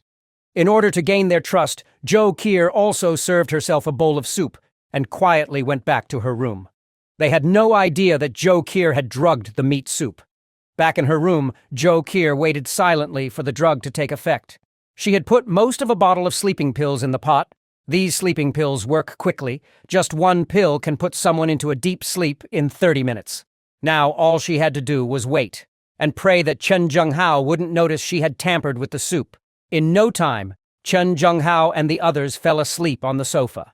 Seeing this, Zhou Qier knew the drug had taken effect. She took a deep breath and immediately messaged Zhang Yi. "I've given them a large dose of sleeping pills. They've all passed out. What are you planning to do next?" Zhang Yi replied flatly, "Drag them to the balcony." Seeing that Chen Zhenghao and his group were all here, I immediately let out a cold sneer. "You guys finally fell into my hands, huh?" Zhou Qier saw me smirking on the other side and nervously asked, "Do you plan to kill them all?" Hearing this, I smiled and directly tossed a hemp rope over. "You guessed wrong. The one to take action is you, not me. Now find the gun on Chen Zhenghao and throw it to me. Then tie them all to this railing." Upon hearing this, Zhou Qier hesitated. If she was really to kill, she didn't know if she could do it. Before she could think more, I pointed a handgun directly at her. "You only have this one chance, miss it, and it won't come again." Seeing that I wasn't joking, Zhou Qier had no choice but to follow my instructions and tie up Chen Zhenghao and his group. Then she found that ostentatious handgun on Chen Zhenghao. Just then, I pointed the handgun directly at Zhou Qier's head, took out the gun's magazine, and then threw it over. Hearing this, Zhou Qier looked hesitant. "How do I know you won't suddenly turn against me?" But I just laughed. "Do you have any other options now? In such extreme weather, you won't last long without my help." Upon hearing this, Zhou Qier had no choice but to remove the magazine according to my instructions, and then she threw the handgun to me. After receiving the gun, I carefully examined it. Confirming that it was the same one Chen Zhenghao had used before, I turned and went back to the room. Next, I took out a water pipe and opened the valve, spraying it directly at Chen Zhenghao's group. Zhou Qier was shocked to see this. This way of turning people into ice lollies was utterly cruel. Chen Zhenghao, who was sleeping soundly, was frozen awake on the spot. The few underlings next to him were also screaming from the negative 100-degree cold water. Looking at his bound hands and feet, Chen Zhenghao realized that he had been drugged. Immediately, he twisted his head to look at me. "Zhang Yi, you are so despicable." Hearing this, I just laughed. "You dare to call me despicable? It's time to send you guys on your way." With that, I opened the valve again. The next second, a thick column of water sprayed directly at several people. In such extreme cold, no one can withstand negative 100-degree water for 3 minutes. Sure enough, Chen Zhenghao and his group on the other side had already been frozen into ice lollies. Just at that moment, Zhou Qier received my call. "You've done a good job. You've passed the test." After hanging up the call, Zhou Qier collapsed on the ground. Though she could finally survive, she was no longer the white-robed angel. Under my guidance, Zhou Qier had successfully proven her value, and I naturally kept my word, deciding to let her live in my house. A moment later, Joe Keir cautiously arrived at my front door. Although I could see from the surveillance that she didn't carry any dangerous items, I didn't dare to be careless. So I picked up the handgun, pointed it at the door, and said coldly, "The door's not locked. You can come in." Upon hearing this, Joe Keir nervously pushed open the heavy steel door. Seeing her enter, I immediately locked the door, and Joe Keir collapsed directly on the floor. At this moment, a long-lost sense of warmth was filling her body. Joe Keir knew that I was living a decent life, but she didn't expect it to be this good. Apart from ample food, there was even a heating fireplace. Compared to the negative 100-degree weather outside, this was a warm paradise. But just as she was about to lose herself in this comfort, I put the gun directly to her back. "Dr. Joe, don't rush to enjoy. You don't think you've passed my test that easily, do you? Now you need to do one last thing. That is to prove to me you're not dangerous. Since you've chosen to align with me now, shouldn't we be honest with each other?" Upon hearing this, Joe Keir naturally knew what I meant. So she took off her coat directly, exposing her figure in front of me. Of course, I had no time to admire. Seeing that she had no hidden dangerous weapons, I handed her a bath towel. "You've worked hard these days. Go take a hot shower first. You stink." Hearing this, Joe Keir couldn't help but complain internally. "As if everyone lives as well as you. Life is even better than before the apocalypse." Soon the sound of the shower was heard from the bathroom, and I was fiddling with the medical kit that Joe Keir had brought in the living room. I put everything like syringes into the different space. Though we were being honest, it's always better to be cautious. 2 hours later, Joe Keir, dressed in pajamas, emerged from the bathroom, her wet hair hanging down her back. There was a thrilling beauty about her. I then patted the sofa next to me, indicating for her to sit down. Next, I picked up the hairdryer and began to blow-dry her hair. "I didn't let you live here because you're pretty, but because you're of some value to me. But you have to understand, this is my home. Allowing you to live here is a great favor, so it's best not to have any bad intentions. There's surveillance all over this room. Once I find you plotting against me, I'll have no qualms about killing you." Then I pointed to the room next door. "You'll live there from now on. Without my permission, you're not allowed to wander around." Hearing this, Joe Keir replied softly. She was very clear about the consequences of being thrown out by me. Then I continued, "Dr. Joe, you're a smart person. I hope you can do as you say. Of course, I won't treat you unfairly." At this point, I walked behind Joe Keir. "I'm about to reveal my biggest secret to you." Doing this was naturally to ensure Joe Keir's loyalty to me. Then I continued, "Everyone knows that the cause of this snow disaster is the gamma rays from a supernova explosion, but these rays can also cause mutations in humans. With that, I conjured a loaf of bread out of thin air. This is the superpower I gained. Different space. I can store any supplies in it." Seeing this, Joe Keir also suddenly understood.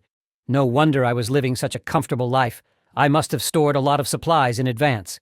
Then I continued, "Dr. Joe, you're a smart person. Only by following me can you enjoy all my supplies. Will you have food to eat, hot water baths to take? Once I die, the supplies in the different space will disappear with me. So, you can only survive if I survive. Right now, I don't fully trust you. You need to exchange labor for rewards, so from now on, you'll be responsible for all the housework." Just as Joe Keir was about to agree, I interrupted her. "Besides this, what else can you offer me?"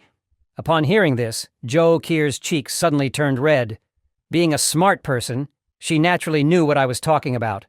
The next day, I looked at the still sleeping Joe Keir with mixed feelings. Having a woman around in the apocalypse is quite nice. If I were alone, I fear I might have a mental breakdown one day.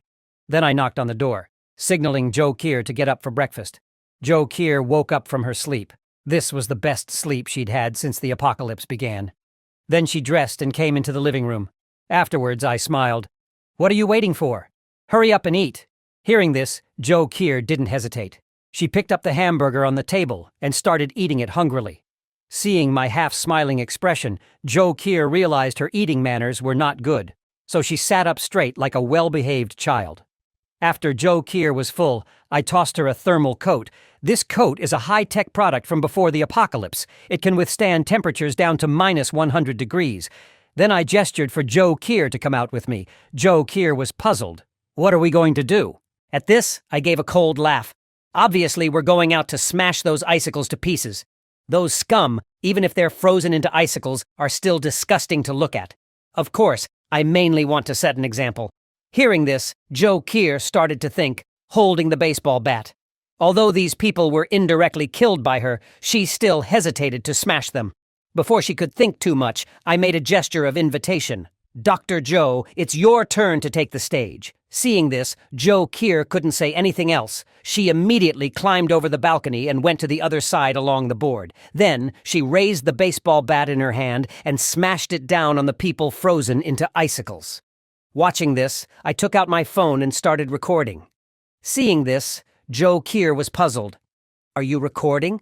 I want to show those dishonest guys who's in charge of this building now. At this, Joe Keir didn't hesitate and continued to swing the baseball bat in her hand. At this moment, she didn't care about her angel in white image. As long as she could survive, that's all that mattered. However, what she didn't expect was, right after I posted the video in the owners group, not only did the neighbors not blame her, they applauded her. Some even wept for joy at the sight. After all, Chen Zhenghao had been domineering here for a long time, and there were no few owners who had died at his hands. Now, seeing Chen Zhenghao get his comeuppance, they were naturally overjoyed. But before they could rejoice for long, I directly began my ascension ceremony in the owners group. From now on, this building will be under my, Zhang Yi's rule, or else you'll end up like Chen Zhenghao. Then they remembered the video was posted by me, so they all started to flatter me in the group. Upon seeing the message, Fang Yuqing was the first to call me. I was surprised to get her call. I didn't expect this bitch to still be alive.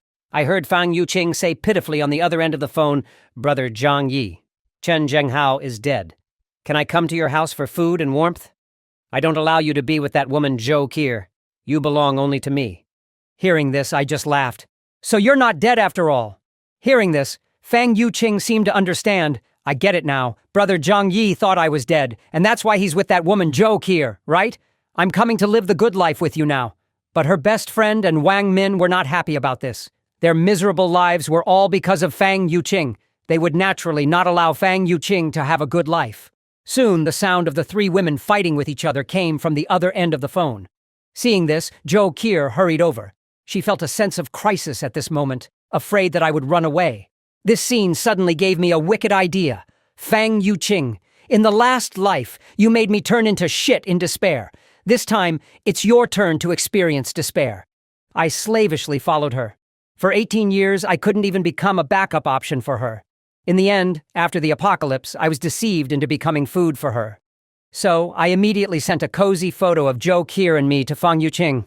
Then I expressed regretfully, "Fang Yuqing, you're a good person, but I've found true love now. Let's not contact each other anymore. I don't want her to get the wrong idea." Upon hearing the voice message, Fang Yuqing hurriedly broke free from Wang Min to pick up her phone. After seeing the photo, she exploded. "Zhang Yi, the one who truly loves you is Fang Yuqing. Joe Keir is only with you for the food." Hearing this, I laughed. Aren't you the same? Moreover, Joe Keir is far superior to you in every way. How could I give her up for you? After reading the message, Fang Yuqing burst into tears. "I don't believe it. I don't believe it. You were so devoted to me before. How could you change so suddenly? It must be that bad woman Joe Keir who did something." Her best friends and Wang Min immediately began to mock her. "You self-centered White Lotus, this is karma." On the other side, I asked Joe Keir, "Do you think I'm being cruel by doing this?" Joe Keir immediately leaned in. "I trust that you have your reasons for doing this." Hearing this, I also lowered my guard considerably. After all, no man can resist such an understanding and sensible woman. In a short while, Joe Keir made a table full of delicious lunch. I had just picked up an apple and taken a bite when a message came in from the homeowners group chat. I saw the formerly arrogant Auntie Lin starting to make trouble again in the group. She claimed to have relatives in the upper echelons of the government and threatened that everyone must hand over their food to her. Otherwise, everyone will be dealt with after the snowstorm. Seeing this message, I was taken aback. I remember Auntie Lin was the first to be looted by Chen Zhenghao. That she's still alive is truly a miracle. At that moment, Joe Keir quietly mentioned she had left some supplies when treating Lin Xiaohu, thinking that the snowstorm would pass quickly. She didn't expect the snow to last for 2.5 months. I was puzzled, logically, after so much time has passed. Even with the supplies Joe Keir left, Auntie Lin couldn't possibly have survived till now, especially when she also has a 2.5-year-old grandson. Hearing this, Joe Keir said that Lin Xiaohu died about 10 days ago due to lack of medication. Hearing this, it suddenly clicked for me. It seems that Auntie Lin has eaten her precious grandson. Joe Keir naturally knew what I meant. Having been under Chen Zhenghao's control for 2 days, she has become quite numb to the concept of cannibalism. Just then, my phone suddenly rang. Seeing that it was Uncle Yu calling, I picked up the phone to answer and asked what was going on. On the other end, Uncle Yu looked awkward. Uncle Yu, as one of the few good people left after the apocalypse and also a martial artist, was someone I naturally wouldn't refuse. Uncle Yu hesitantly stated, Zhi Limei's daughter, Tang Bao, is running a fever, and she would like to borrow some fever-reducing medicine from me. Uncle Yu, who has been single all his life, was probably tempted by the young and attractive Zhi Limei. After being single for 40 years, how could Uncle Yu resist such temptation? So, he became the willing victim of this scheming mother. Hearing this, my expression faltered. This Zhi Limei is indeed not simple. Among all the homeowners, only Uncle Yu and I have stockpiled supplies, yet she managed to make the most correct choice among many. But I didn't think much of it. After all, it's someone else's family matter, and this could be an opportunity to win over Uncle Yu for future use. So I smiled and said that I still have a few boxes of fever-reducing medicine and asked Uncle Yu to come pick it up later. Hearing this, Uncle Yu was overjoyed and profusely thanked me, even swearing that if I ever need his help in the future, he will do his best to assist me. At that moment, Joe Kier leaned over and asked, Do you have a good relationship with Uncle Yu? I answered indifferently. People interact mainly for mutual benefit. Uncle Yu is a kind and honest person. Having him owe me a favor might be useful later on. Moreover, I don't want to see a retired soldier like him lose the last glimmer of his humanity in these apocalyptic times. Soon there was a knock on my door from Uncle Yu. Is little Zhang there? It's Yu Jiguang. Hearing this, I looked through the door's monitor. Unexpectedly, Zhi Limei also came along. She anxiously asked from outside the door, Our Tang Bao has a high fever. Zhang Yi, please help us. Before she even finished speaking, I tossed a box of fever-reducing medicine through the small door window. Give it to the child quickly. Don't waste any more time.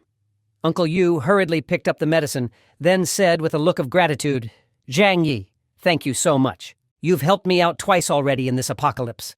Just then, Zhi Limei stepped forward and pleaded, Zhang Yi, do you have a heater? Could Tang Bao stay at your place for a while? We'll leave once she gets better. However, I saw through her little scheme immediately. You're probably wanting to take a mile when given an inch. So, I spoke calmly to those outside. Sorry, Miss C, these are special times, and I can't easily let outsiders in. Plus, we're almost out of coal. We're even resorting to wearing 8 down jackets each to keep warm. At that moment, Uncle Yu quickly intervened to smooth things over. Zhang Yi has already done us a big favor. Let's not make things difficult for him. However, Zhi Limei began to emotionally manipulate the situation. Zhang Yi, please consider it for Uncle Yu's sake, and for the sake of the child being so young. Let us stay at your place for a short time. Hearing this, my expression instantly darkened.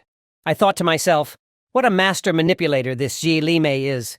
She survived for quite some time in the previous apocalyptic world by exploiting people's sympathies.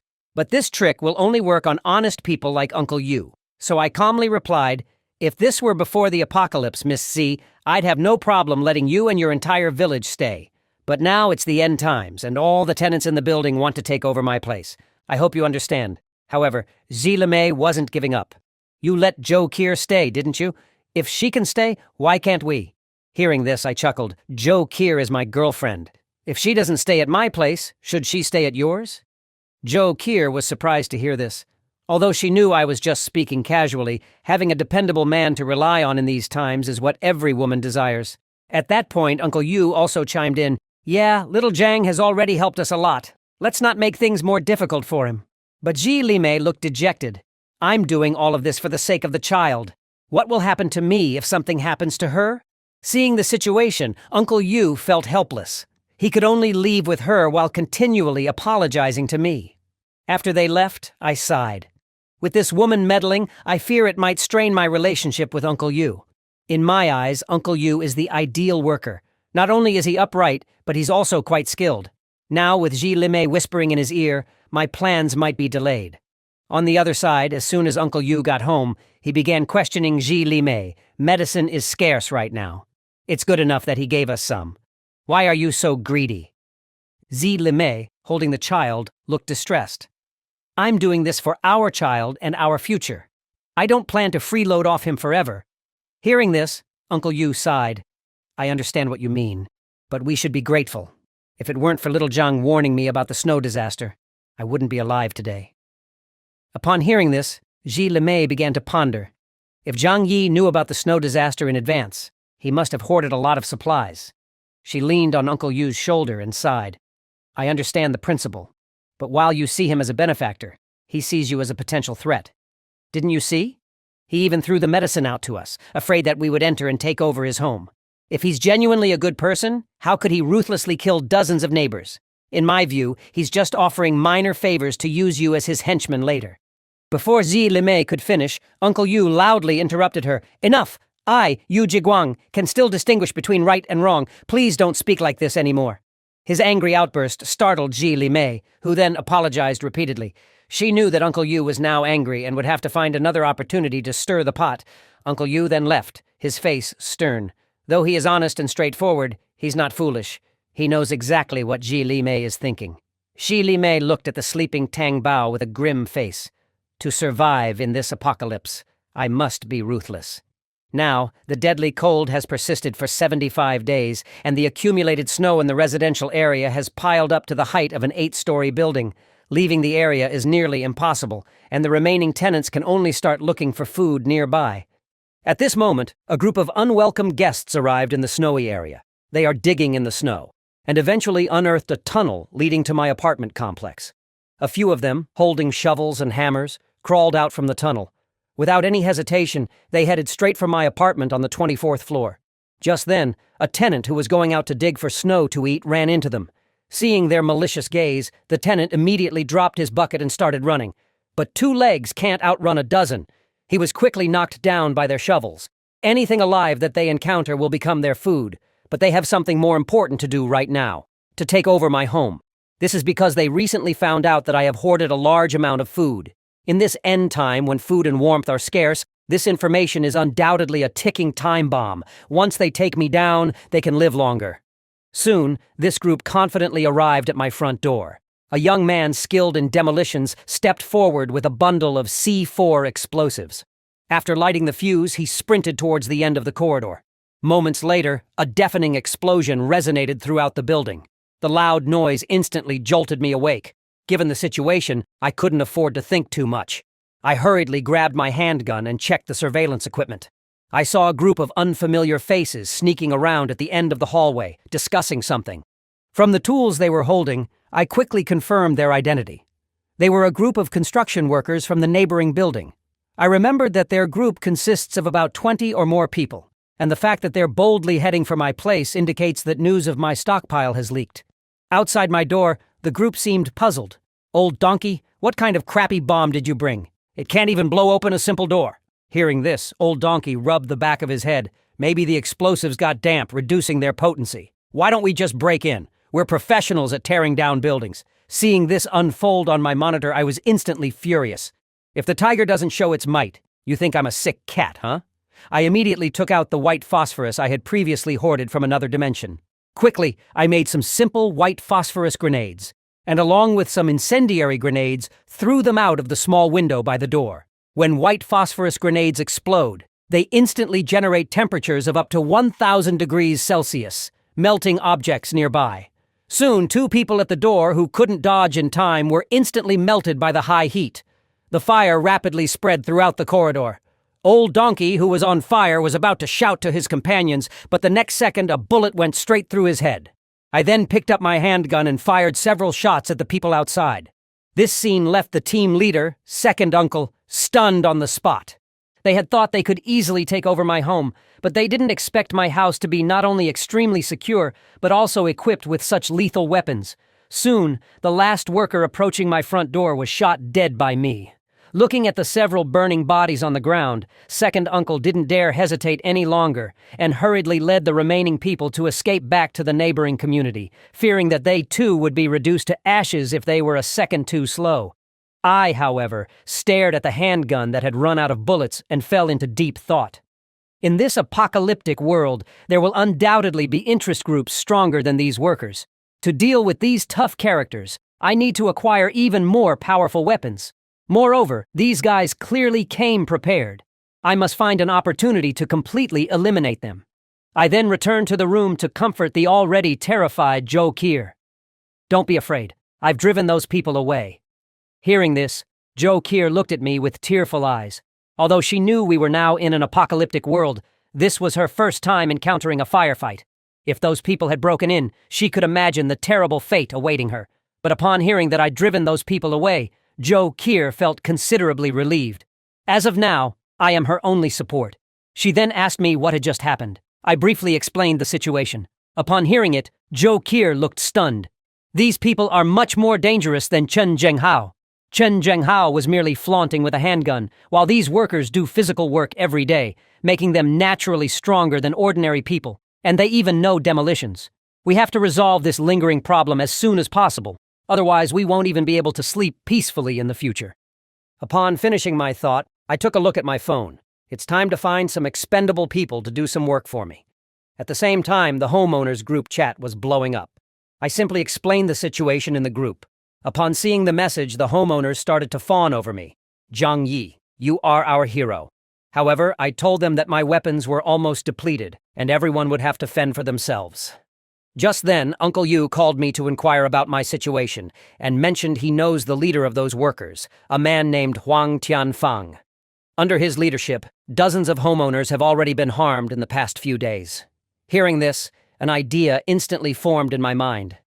"Uncle Yu, can you provide me with more details about them? That way I can discuss plans with everyone to deal with them." Uncle Yu told me that this group comes from the building next door and are part of a group called Heavenly United Gang. The gang consists of more than 20 members, with Huang Tianfang as the ruthless leader. His misdeeds are no less than those of Chen Zhenghao.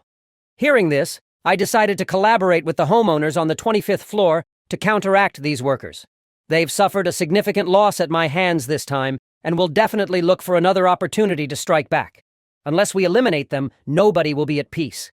The homeowners in my building are the sort who only respond to force and would not easily agree to unite against external threats. What I need to do now is wait for the right moment. I then turned to Jo Kier beside me. These neighbors might show respect to me on the surface, but they'd love to tear me down behind my back. So I'll leave it to you and Uncle Yu to gather information. The sooner we understand the distribution of forces in the area, the better for our next steps. 2.5 days quickly passed. Jo Kier, dressed in work attire, listed the latest collected intelligence on a blackboard.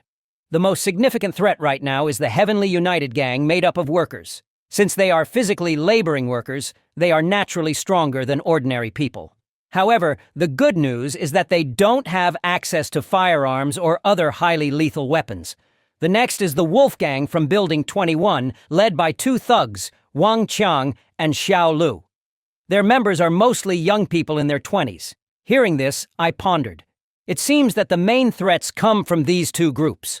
Homeowners in the other buildings have already diminished their numbers through infighting, so they should not pose a threat to me. I then instructed Jo Kier to continue gathering information, emphasizing the importance of confirming whether they possess firearms or other weapons. On the other side, Huang Tianfang led the Heavenly United Gang back again. However, this time they didn't choose to directly attack my home, but decided to deal with the surrounding neighbors first. They said that if I don't come out, they'll eliminate all the other homeowners in Building 25. As expected, his words quickly ignited a strong reaction from all the homeowners in the building. "Zhang Yi, you're the one who caused all this trouble. Why should we have to bear it? If you have any conscience left, you'd step up now." Seeing the message, I couldn't help but laugh. "These people never change, do they?" I replied with a smile. "You guys can't resist them, so why should I go out and get myself killed? You think you're the only ones with thick skin? What does this have to do with me?" This instantly infuriated a few of my neighbors. "Zhang Yi, did a dog eat your conscience? Your house is safe as a turtle shell, have you thought about us?" Seeing this, I was immediately enraged. These idiots really don't know the meaning of the word death.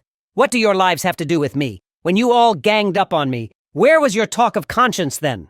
You don't really think I won't take action against you, do you? Upon reading my message, several neighbors were left speechless because they knew I would really do it. They initially thought they would survive after Chen Zhenghao's death, but now a more ruthless Heavenly United Gang has arrived. If things continue this way, there'll be fertilizer long before the snowstorm ends. Looking at my neighbors who were on the verge of despair, I dialed Uncle Yu with a smile. "Uncle Yu, it's your turn to perform." After a long silence, Uncle Yu suddenly spoke in the group chat. "Don't be afraid, everyone. The Heavenly United Gang is at most 20+ people. As long as we work together, we can fend them off. Seeing the message, the homeowners suddenly saw a glimmer of hope. Uncle Yu is right. We'll all support you wholeheartedly. However, Uncle Yu then revealed that he hasn't eaten for several days.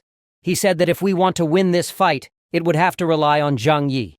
Not only can my house afford 3 meals a day, but we also have weapons, making me the most suitable leader for the group. Seeing the message, I couldn't help but smile. I didn't expect Uncle Yu, this seemingly honest man, to be quite skilled at manipulating people. Soon Uncle Yu sent me a private message, asking what we should do next. Seeing that the timing was about right, I told Uncle Yu to keep supporting me in the chat. I must seize this opportunity to make everyone listen to me. Only then can our building be safe in the future. Then, I coldly stated in the homeowners group chat, I'm willing to talk more with you all only because of Uncle Yu. I can help, but under one condition. You all have to listen to me. No sneaky moves behind my back. Hearing this, many homeowners quickly responded, as long as you're not sending us to our deaths, we'll do whatever you say, Zhang Yi. Of course, I didn't believe these people would be so cooperative. I immediately replied, I won't send you to your deaths, but I will need you to take up arms against the Heavenly United Gang. Can you do that? The chat went silent. What's the difference between this and sending us to die? Seeing that no one was responding, I laughed. So you all want me to go out there and risk my life alone, is it? Joe Kier, who was standing beside me, was also speechless at these cowardly neighbors. I continued in the group chat, if that's the case, there's no need for further discussion. You can wait for the Heavenly United Gang to take you out one by one. My front door is made of steel, so I'm not worried. Seeing this, Uncle Yu hurriedly supported me in the group chat. If we continue like this, we're all doomed. Instead of waiting to be slaughtered, why not fight together for a chance at survival? Hearing this, the homeowners realized the severity of the situation. Uncle Yu is right, we might as well give it our all. Seeing that all the homeowners had no objections, I immediately stated, from now on, everyone must follow my instructions. If I find out anyone is trying to sit back and reap the benefits while doing nothing, don't blame me, Zhang Yi, for being ruthless. Hearing this, everyone in the group chat started tagging the other homeowners who were playing dead. We're at a life and death crossroads now, so pretending to be dead any longer would make it real. I also know the principle of ruling with a balance of kindness and sternness. So, I continued in the chat, since you all have chosen to follow me, I won't let you down. As long as you listen to my orders, I will go out and find supplies for you. To hold the building, they need at least basic combat capabilities, and luckily, I have already prepared some snowmobiles. In this snowy apocalypse, I am the only one who can move freely throughout the city. However, the homeowners looked confused after reading the message. Won't you freeze to death looking for supplies in this extreme cold? I assured them, I know what I'm doing. As a leader, I must do something for everyone. I've been a warehouse manager for 2 years and know the locations of nearby malls and supermarkets. My own supplies are also running out, and we need to find more if we want to survive. Hearing this, many homeowners were moved to tears, saying that they had chosen the right leader. But only I know the true nature of these people. In the apocalypse, human nature is the most unpredictable. The neighbors started to treat me like a god, saying that they would follow my orders without question. However, I didn't care about their flattery. If it weren't for fighting against the Heavenly United Gang, I wouldn't care whether they live or die. I can't forget the pain of being torn apart in my previous life. Joe Kier looked worried. The snowstorm has lasted so long, and the outside world is almost paralyzed. No one knows what dangers lurk outside. I put on my level 3 armor and smiled at Joe Kier. I've been wanting to go out and see for a while. Now is a good opportunity. Don't worry, there are enough supplies at home to sustain you. Joe Kier, knowing I still don't fully trust her, volunteered to go with me. I pinched her fair cheek and said, "Woman, you should stay at home and wait for your man to return." With that, I turned around and left, assuring Joe Kier that I trust her completely now. Joe Kier was touched, but within 2 seconds, I secretly moved all the remaining food and coal at home into an alternate space. Then, I went down the stairs and arrived on the 4th floor.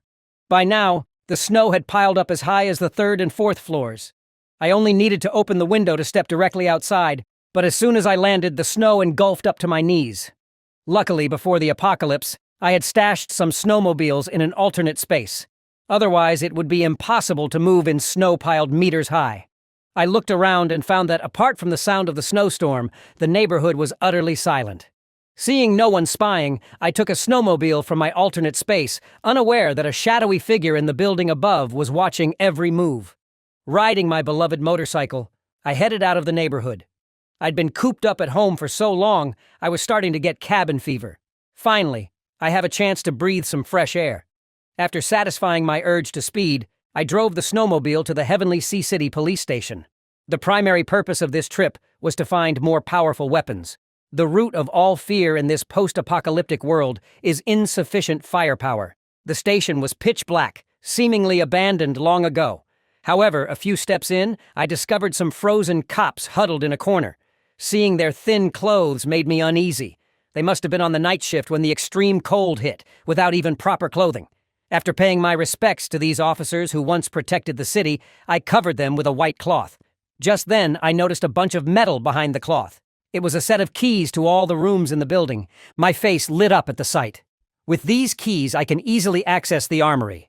After paying my respects to these heroes one last time, I began to search for the armory. Soon, a room labeled Armory appeared before me. Upon opening the door, all sorts of weapons came into view. I even found a powerful sniper rifle. After some time spent defending my safe house, my shooting skills have reached the point of unerring accuracy. With these weapons, I have nothing to fear, even if several more Heavenly United gangs show up. I stretched out my hand, sucked all the weapons in the armory into my alternate space. Next, it's time to find supplies for those sniper rifle fodder neighbors. Although my safe house can withstand various forms of artillery, it won't hold if someone blows up the building's load-bearing walls. The best approach is to use these expendable neighbors as my vanguard. The snow disaster has been ongoing for 2 months now, and the shopping centers near the residential area have surely been picked clean. So I went to a large suburban mall, now buried under snow, based on memory. I cleared away the snow on the ground with my hand, then broke the skylight and slid down a rope. Seeing all the luxury goods in the mall, I couldn't help but feel sentimental. Before the apocalypse, it would take 2 months of salary without eating or drinking to afford just one item. Now, these luxury goods have become worthless debris. After storing some useful supplies in my alternate space, I went to the supermarket on the underground floor. Due to the extreme cold, the fruits inside have all frozen and spoiled. Some meat, though not rotten, had also frozen into zombie-like consistency. I picked out some still edible food and stuffed it into my bags. I wouldn't even want these items if they were given to me for free, but they'll suffice for dealing with the neighbors. Soon, I returned to the neighborhood with 2 large bags of supplies, and this scene was seen by a few members of the Heavenly United gang in the building next door. Seeing my snowmobile, Huang Tianfang's eyes immediately lit up. With such a vehicle, he could also easily go outside to find supplies in the future. The snowmobile's roar also attracted a crowd of neighbors, though greed was the prevalent emotion in their eyes. Uncle Yu, surprised, saw me carrying 2 large bags of supplies and said, "Little Zheng, you actually found this much in one go?" I sighed. With the snowstorm going on for so long, the local supermarkets have been emptied. Otherwise, I would have brought back even more. Despite the supplies being spoiled by the cold, it was enough to make all the neighbors drool. Seeing their eyes filled with eager anticipation, I immediately took out my handgun and warned, "I went through hell and high water to find these. I hope you appreciate that." Hearing this, Uncle Yu caught on and shouted, "Zhang Yi has brought us hope for survival. Shouldn't we thank him?" After that, he led the crowd in chanting, "Long live Zhang Yi." Seeing everyone chanting my name, I knew it was time for me to make a statement. I had Joe Keir pour out all the supplies I had found, and then I looked at everyone and said sternly, "Since you've all chosen to follow me, I won't let you down. But this is the most dangerous moment, and I, Zhang Yi, will not keep idlers. If you eat these supplies, you must pick up arms against the Heavenly United Gang." Just then, members of the Heavenly United Gang arrived at our building armed and shouted, "Hand over the food, or don't blame us for being rude." Seeing this, I knew the opportunity to test these neighbors had arrived. I pointed at the Heavenly United Gang members outside and said coldly, "Anyone who can take down one of them will be rewarded with 5 people's worth of food." Hearing this, the neighbors hesitated for a moment. But seeing only 10 members of the Heavenly United Gang outside, and considering they were a group of several dozen, they felt emboldened. So the neighbors, as if injected with chicken blood, armed themselves with pots and pans and charged. Seeing this, the Heavenly United Gang members were stunned. These usually cowardly people, how come they are so brave today? Soon, both groups were fighting fiercely in the snow.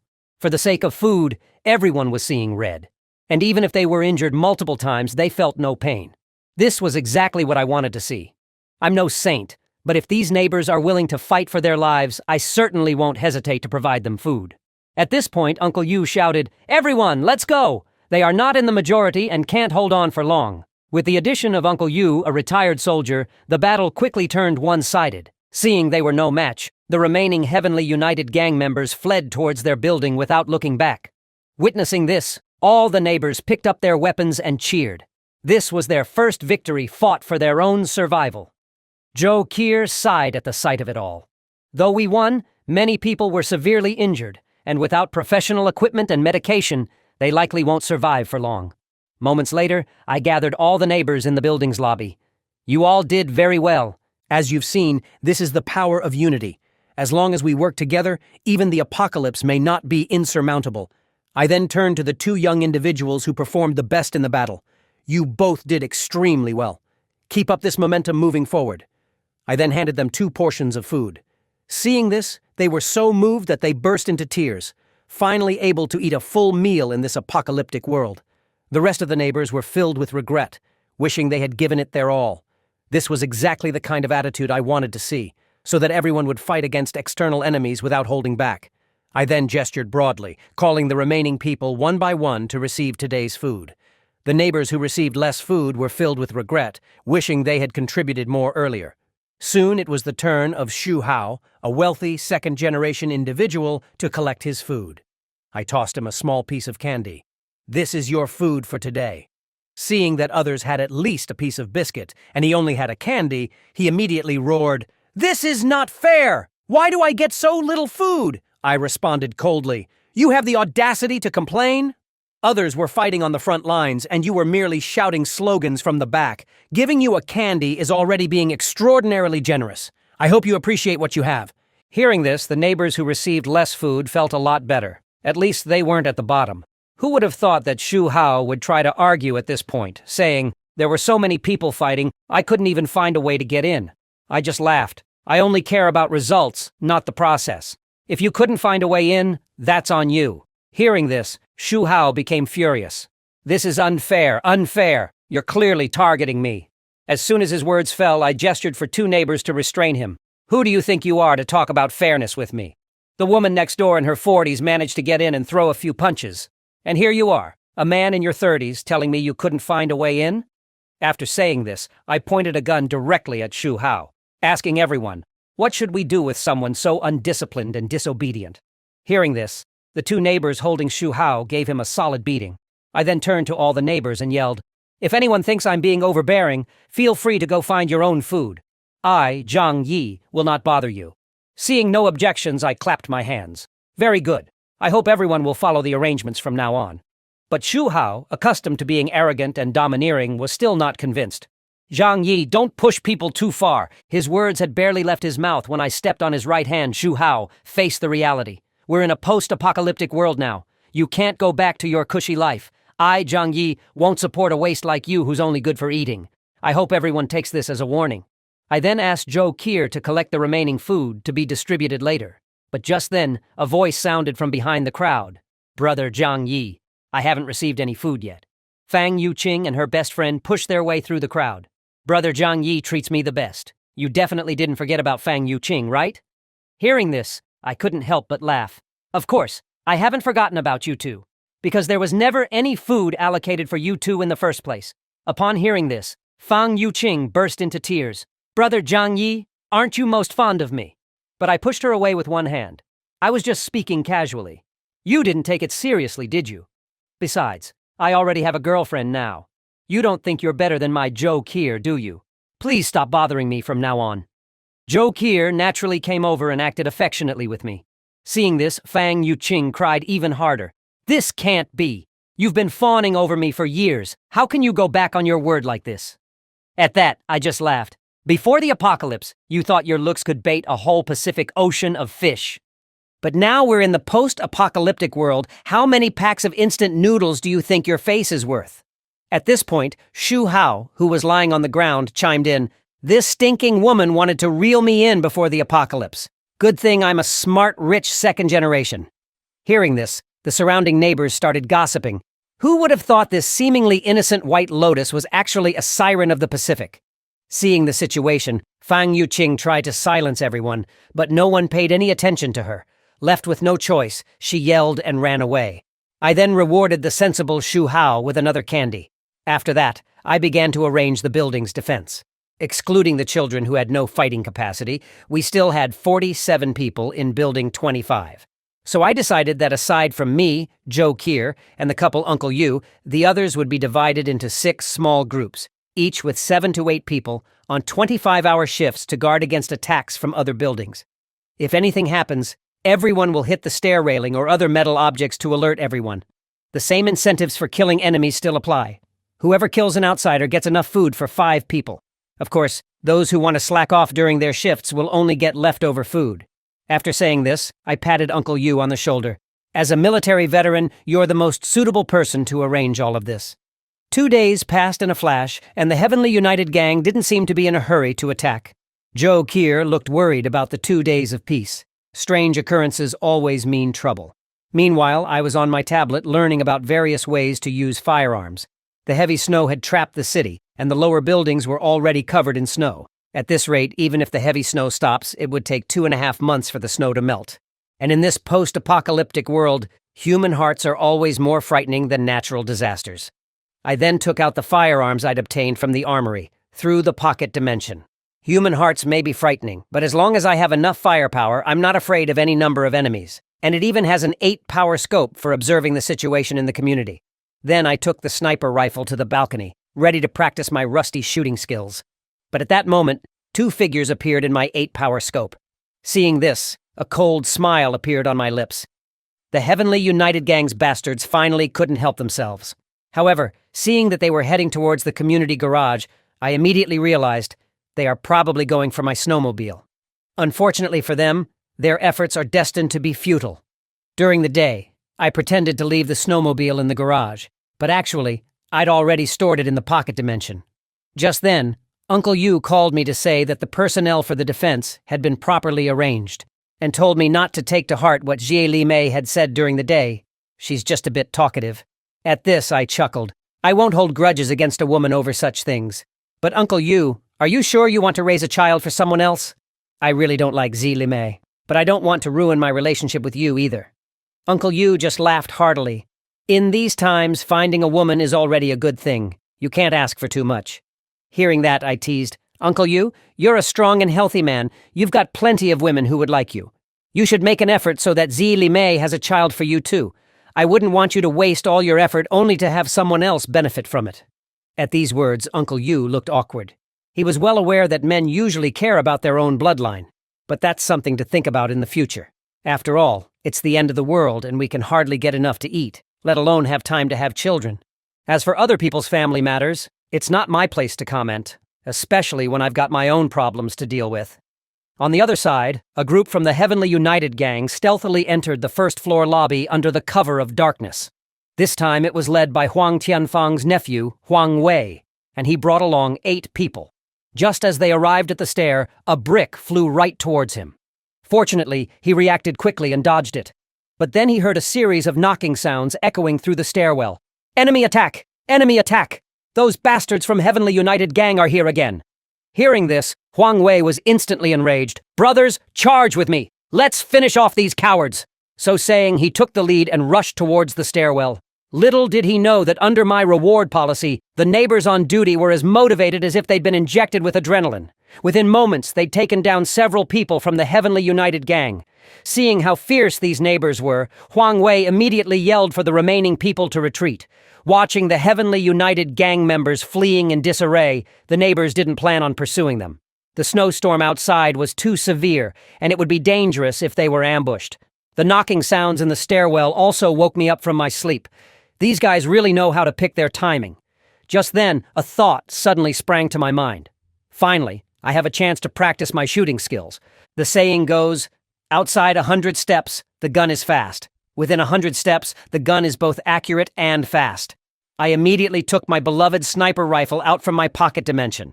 Today, none of you are getting away. I quickly set up the sniper rifle and aimed at one of the fleeing goons. With the help of the 8x scope, I could even see the hairs in the man's nostrils clearly. As my index finger pulled the trigger, A deafening gunshot shattered the silent night, and the bullet hit the escaping thugs squarely. Seeing this, I felt very pleased with myself.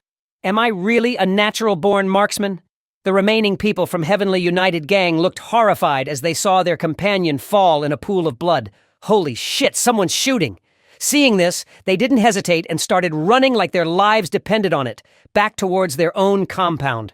Watching this scene, I couldn't help but smile. Then I set up the sniper rifle again. Just then, a strange sensation filled me, and it felt like the enemy in the scope was moving at a speed 1,000 times slower. As I pulled the trigger again, the fleeing goon got a headshot and went down. Realizing this, it dawned on me, it seems my awakened abilities are not limited to the pocket dimension. Maybe I also have a marksman's talent. To verify this speculation, I fired 5 consecutive shots. Without exception, each goon got a headshot and was killed. Seeing this, a smile appeared at the corner of my mouth. With this marksman's talent, all I need in the future is to find an appropriate sniping point, and that will be enough to deal with these intruders. My extraordinary marksmanship also startled everyone in the building, causing the neighbors to abandon any petty ideas they might have had about me. Their respect and awe for me shot through the roof at that moment. The next morning, Jo Kier made me a bowl of noodles. Then, with a nervous face, she asked, "Was it you who fired the gun last night?" Hearing her question, I smiled. That reckless Heavenly United Gang tried another sneak attack, so I had to send them to heaven. Upon hearing this, Jo Kier looked at me with eyes full of admiration. "Zhang Yi, you're amazing." Originally, Jo Kier chose to live under my protection just for survival, but now she was completely captivated by my charm. Outwardly, I kept a calm face, but inside I was thrilled. How did I go from being a simp in my past life to becoming a godlike figure in the eyes of beautiful women? It's a complete reversal. Meanwhile, on the other side, members of the Heavenly United Gang looked at the bodies in the snow and fell silent. Their repeated attempts to raid us had yielded nothing, not even a scrap of food. Instead, they'd lost their men, including Huang Tianfang's nephew. Initially, they could use their brute force to bully people, but now they realized I had such a powerful weapon at my disposal. What could they even play against me? Moreover, given their current situation, they would soon starve if they couldn't get any food. Thinking this, Huang Tianfang hardened his heart, ordering his men to bring back the bodies of Huang Wei and the others. This way they could prolong their survival for a little longer. On the other side, I was patrolling the building and checking on the neighbors on duty, as usual. After last night's events, everyone's attitude towards me had turned into genuine awe.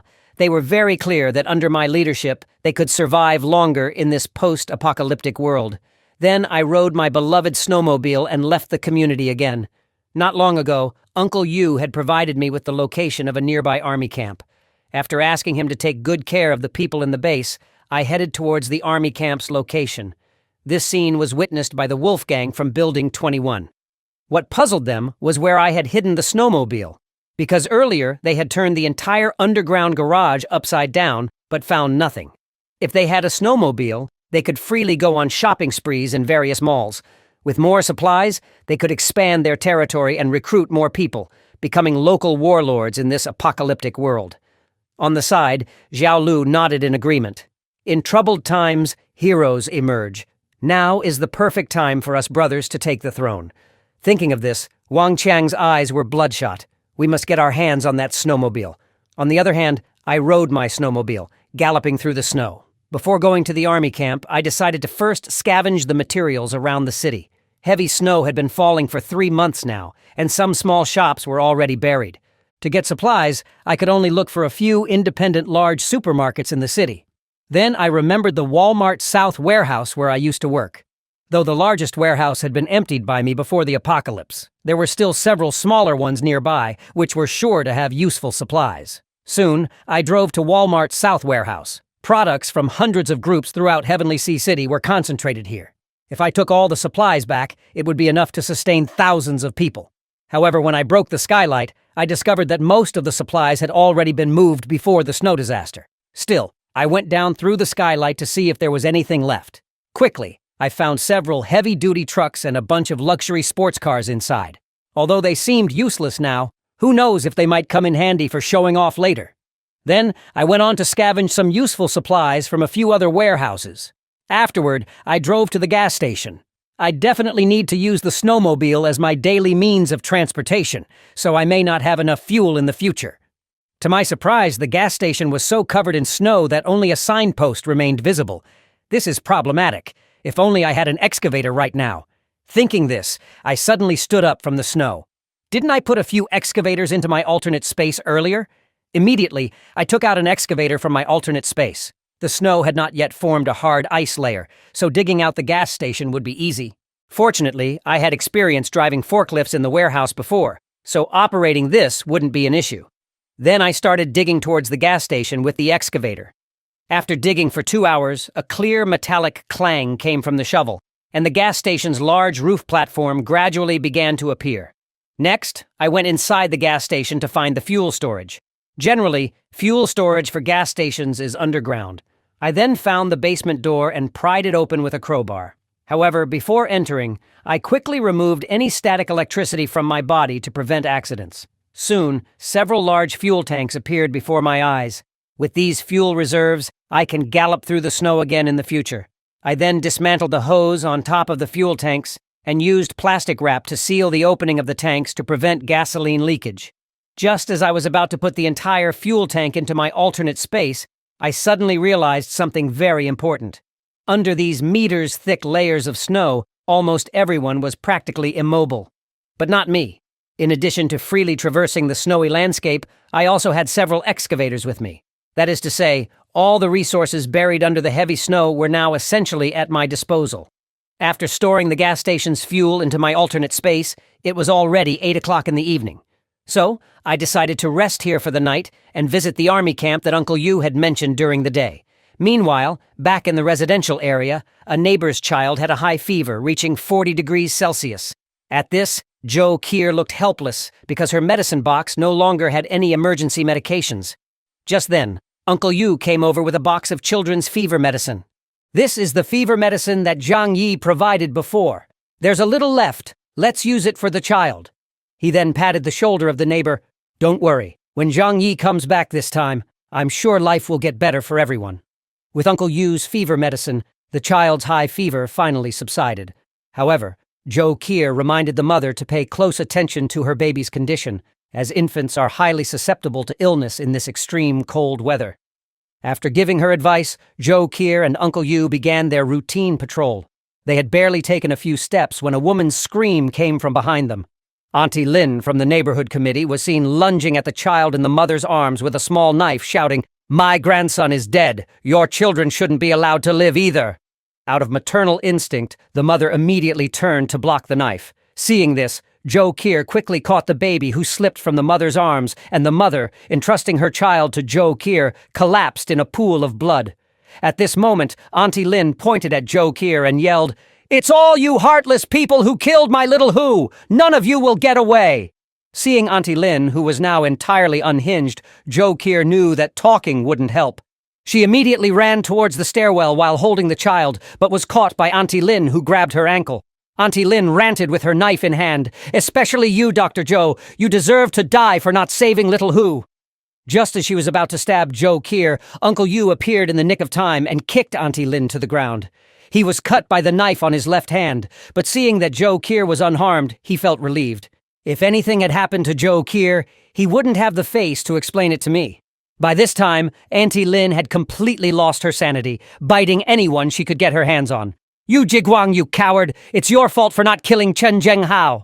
You owe little Hu a life too," she yelled. She then turned to the neighbors who were watching. "All of you deserve to die, and that Zhang Yi deserves to die too for not sending medicine to my little Hu." Hearing this, Uncle Yu instantly became furious. If it weren't for Zhang Yi taking out Chen Zhenghao, none of us might have survived until now. It's not your turn, you mad dog, to be biting people here. At this point, Jo Kier stepped forward and said, "Zhang Yi did send medicine for you, but by the time I delivered it, it was already too late. Your precious grandson had already been turned into a pot of rice porridge by you." Upon hearing these words, Auntie Lin fell into another frenzy, shouting, "It's impossible! It's impossible!" Two neighbors stepped forward to mock her. "Today we finally see what loving someone too much to even put them in your mouth really means. You always claim to adore your precious grandson, yet this is the extent of your love? You, who have committed countless evils, let us send you on your way." With that, one of the neighbors ignited a lighter, letting Auntie Lin feel some warmth before her death. Meanwhile, on the other side, I yawned as I walked out of the tent. It was time to head to the army camp. Following the guidance of the retired soldier, Uncle Yu, I rode my snowmobile to the nearby military camp. I then took out an excavator from my pocket dimension. With the experience from digging out the gas station last time, I got to work smoothly. Soon enough, I had uncovered the entrance to the camp's dormitories. What puzzled me was that the camp was completely empty. Given how sudden the snow disaster was, and considering the remote location of the camp, as well as the lack of transportation, the military should not have been able to evacuate in time. But at that moment, a terrifying thought crossed my mind. Could it be that the military had prior knowledge of the coming snow disaster and had thus evacuated their troops and resources in advance? The thought sent shivers down my spine. If that was truly the case, whoever possessed these large amounts of supplies and weapons post-disaster would be able to establish a new order in this apocalyptic world. I could foresee the setting turning into a battleground for various armed factions vying for control. I must arm myself in advance to prepare for this new era. With that thought, I continued to operate the excavator, digging fervently. Accompanied by a booming noise, I made a large hole in the wall of the weapons arsenal. But the next second, I was stunned. Inside was a dazzling array of military supplies. Aside from tons of various types of firearms and bullets, there were several large boxes of hand grenades. I came in expecting to find some scraps, but ended up with a massive haul. However, tanks and some heavy armored vehicles were not there. Could it be that the military had simply gone out on a mission and took only a portion of the weapons? I didn't dwell on it. What I had gathered was more than enough for now. If I needed to replenish my firepower later on, I could just go to another military camp to scavenge. After storing all the military supplies in my pocket dimension, I rode my snowmobile back home. However, the neighbors noticed that I returned empty-handed and immediately started to accuse me. "Jiang Yi, you've been out for 2 days and you couldn't find any food? Did you hoard it all for yourself?" Hearing this, I laughed. "Am I giving you guys too much face? Just 2 days apart and you all have grown arrogant.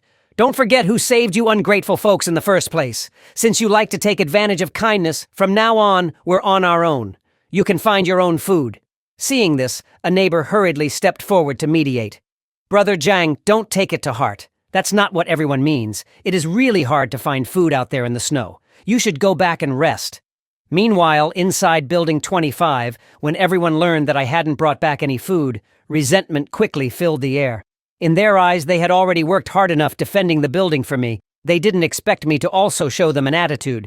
At that point, a person wearing a little red hat stepped forward with feigned sincerity, saying, "Jiang Yi, it must be exhausting to go find food all by yourself. Why don't you take some of us with you next time? After all, there's strength in numbers." At that moment, 2 other neighbors stepped forward to back him up. "Jiang Yi, if you need us, we're willing to go through hell and high water for you." Hearing this, I couldn't help but scoff internally. These neighbors with ulterior motives, I knew they were up to no good. Then I reached into my pocket. The next second, I pulled out a gun and shot the guy in the little red hat in the head. "Don't think I don't know what you're up to. I don't believe a single word, not even the punctuation, from any of you.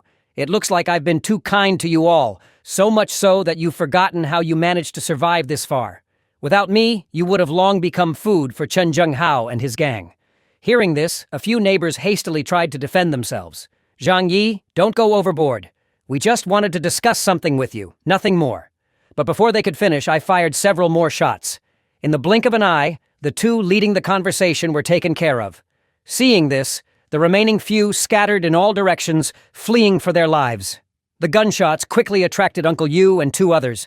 Zhou Kier rushed over, her face filled with concern, asking if I was hurt. I squeezed her little hand.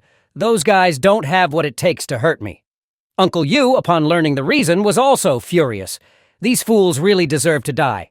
A few full meals and they've forgotten who they should rely on.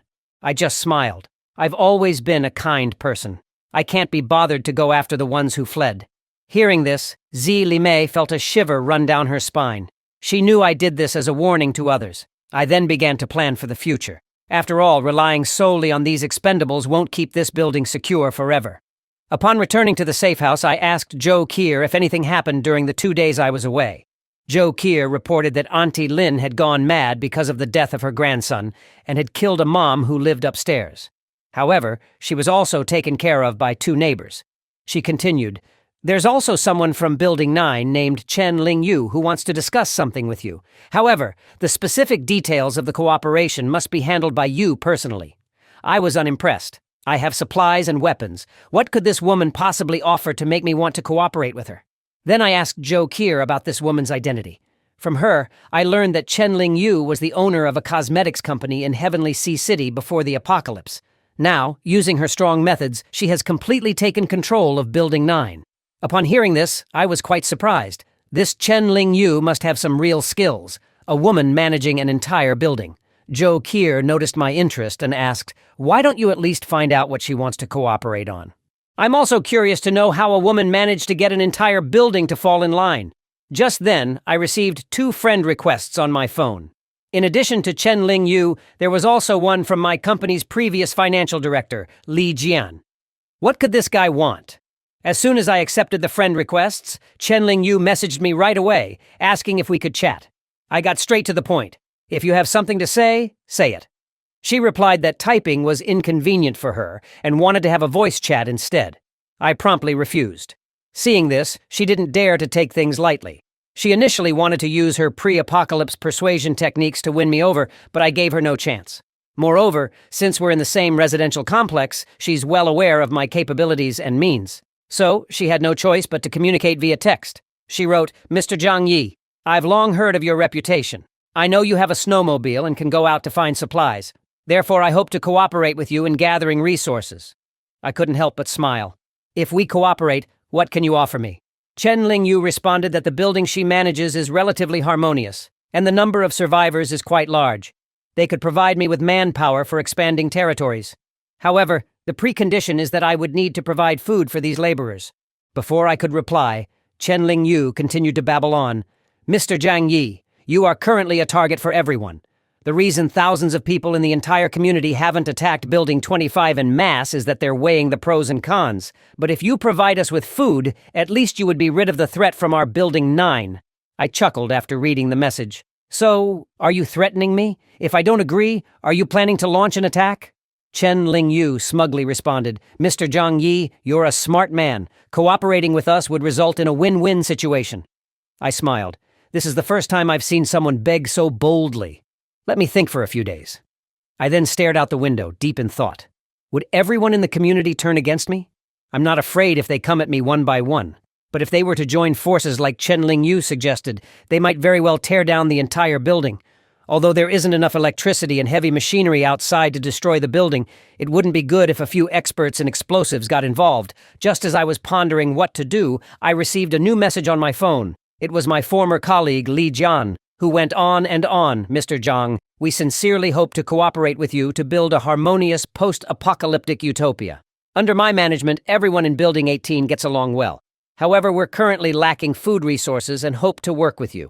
Beyond that, I can also help you coordinate relationships with other buildings." I smiled after reading the message. Intellectuals sure know how to put things nicely. Not only do they know how to manage, but they can also maximize benefits.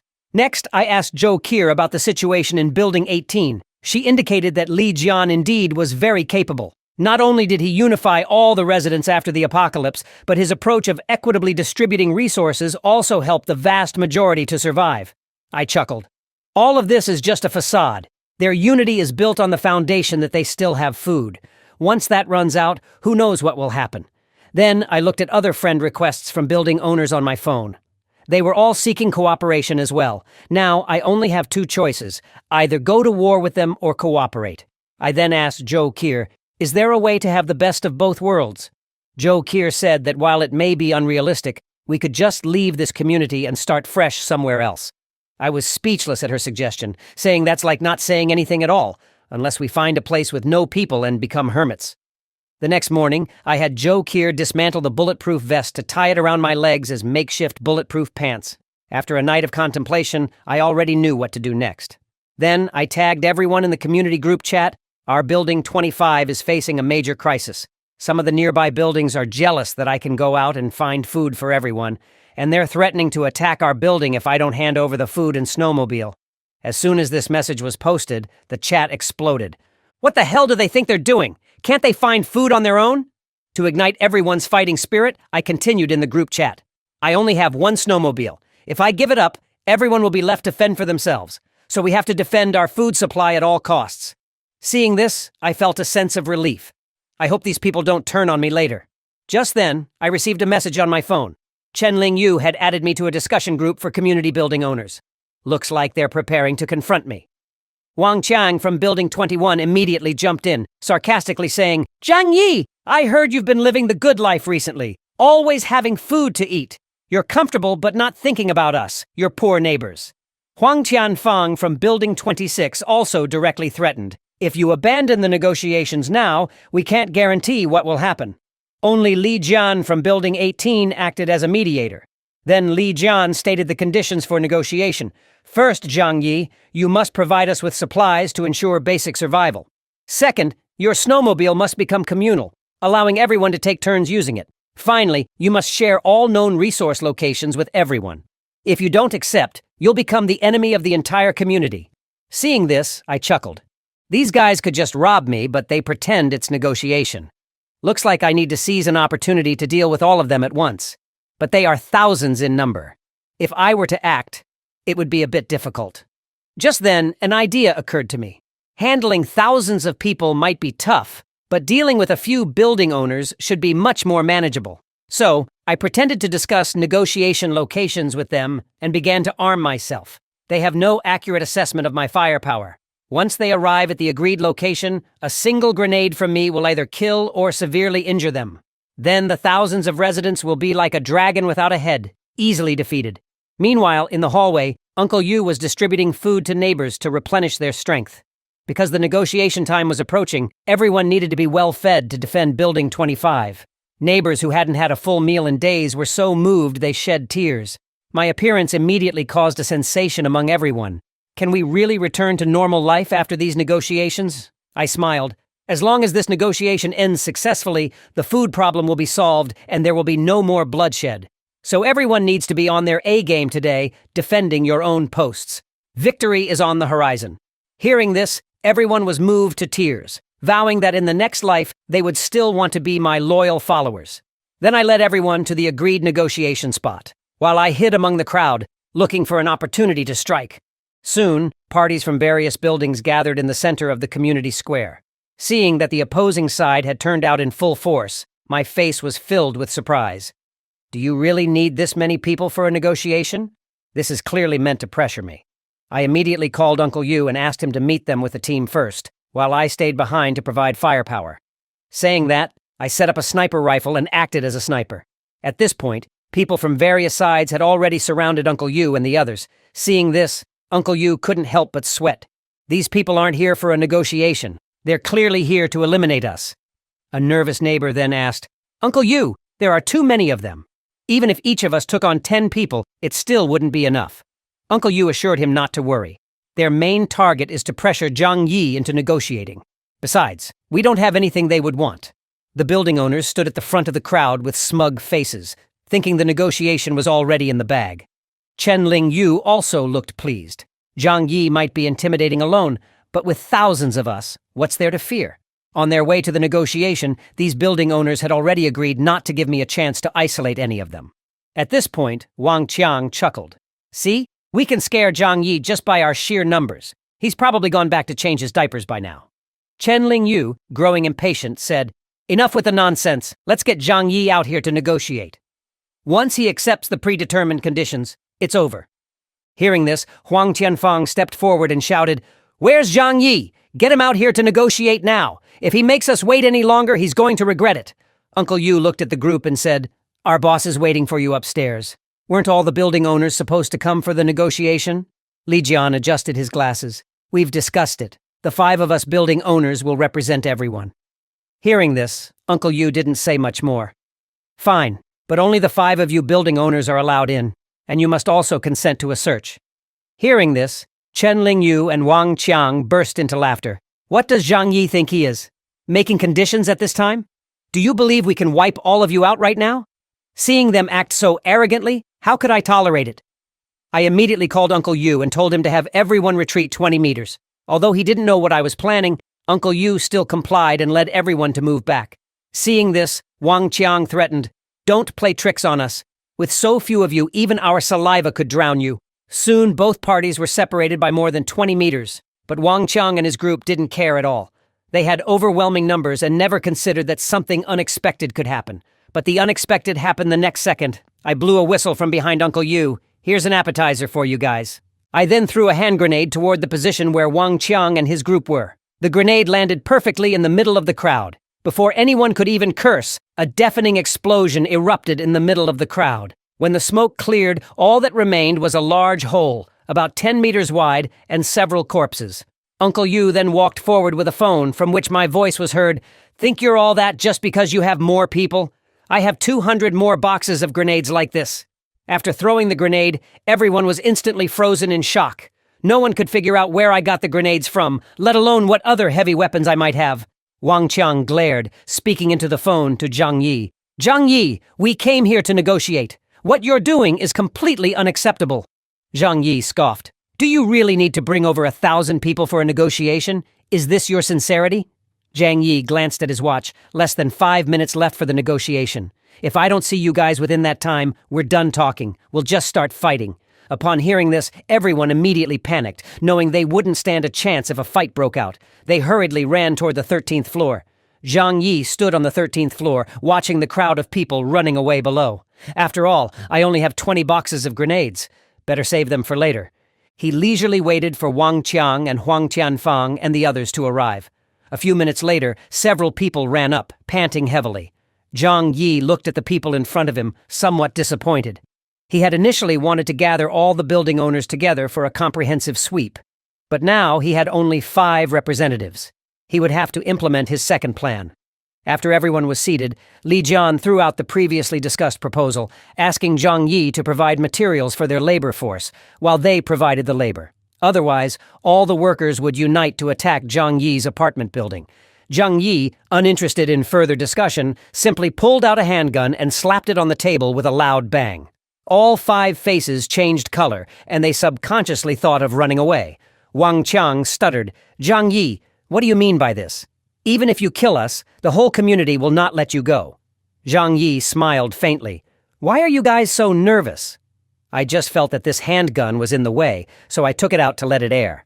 Everyone relax. Let's sit down and continue the talk, Zhang Yi said with a smile. First of all, your demand is something I can't agree to. Taking responsibility for the supplies of the entire community is an impossible task for anyone. Most importantly, if you've been able to control the residents of a building in these hard times, you're clearly smart people. As far as I know, you're not so charitable as to go hungry yourselves while caring about your neighbors, are you? Zhang Yi slapped the table. Here are my terms for cooperation. If you don't accept them, then we go to war. He raised an eyebrow and continued. I can provide you with food, but here's the catch. Only enough for 10 people per building. Who gets this food and who divides it is up to you and should be settled within your own building. Then Zhang Yi made a helpless gesture. Supplying food for around 300 people daily is already the maximum I can manage. As soon as he finished speaking, Chen Lingyu looked furious. Unacceptable. Are you treating us like beggars? 10 portions of supplies are too few. I have 76 survivors alone, and just among my own company employees, there are over 20. How are we supposed to divide that? Seeing this, I slammed my gun on the table. It seems there's no room for negotiation then. Let the war begin.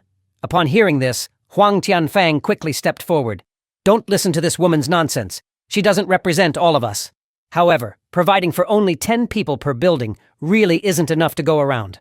Wang Qiang on the side also agreed. This amount of supplies is not enough for them to explain to other building owners. Can we add a little more? But I just loaded my gun. Do you really think I'm a saint? Providing food for 300 people daily and you still complain? Seeing this, Li Jian quickly approached and said, Zhang Yi, don't be impulsive. Let's think about it.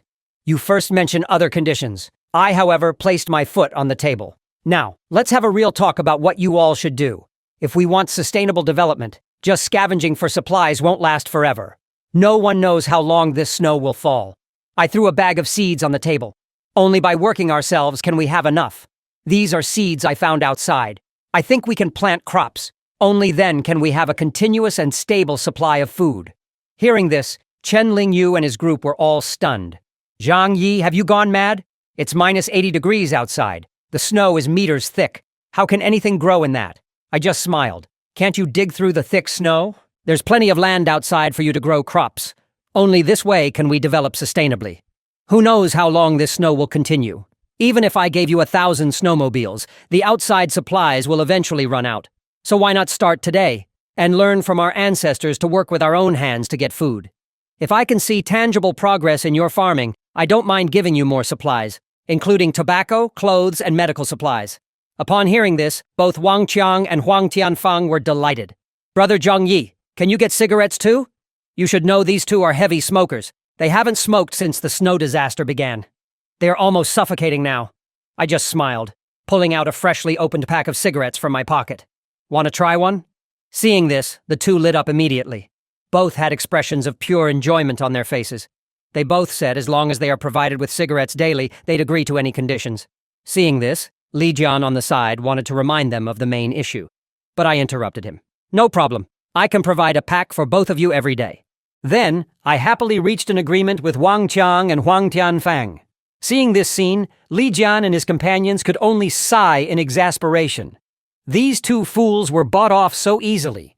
Seeing these idiots about to ruin things, Li Jian immediately tried to negotiate for more conditions.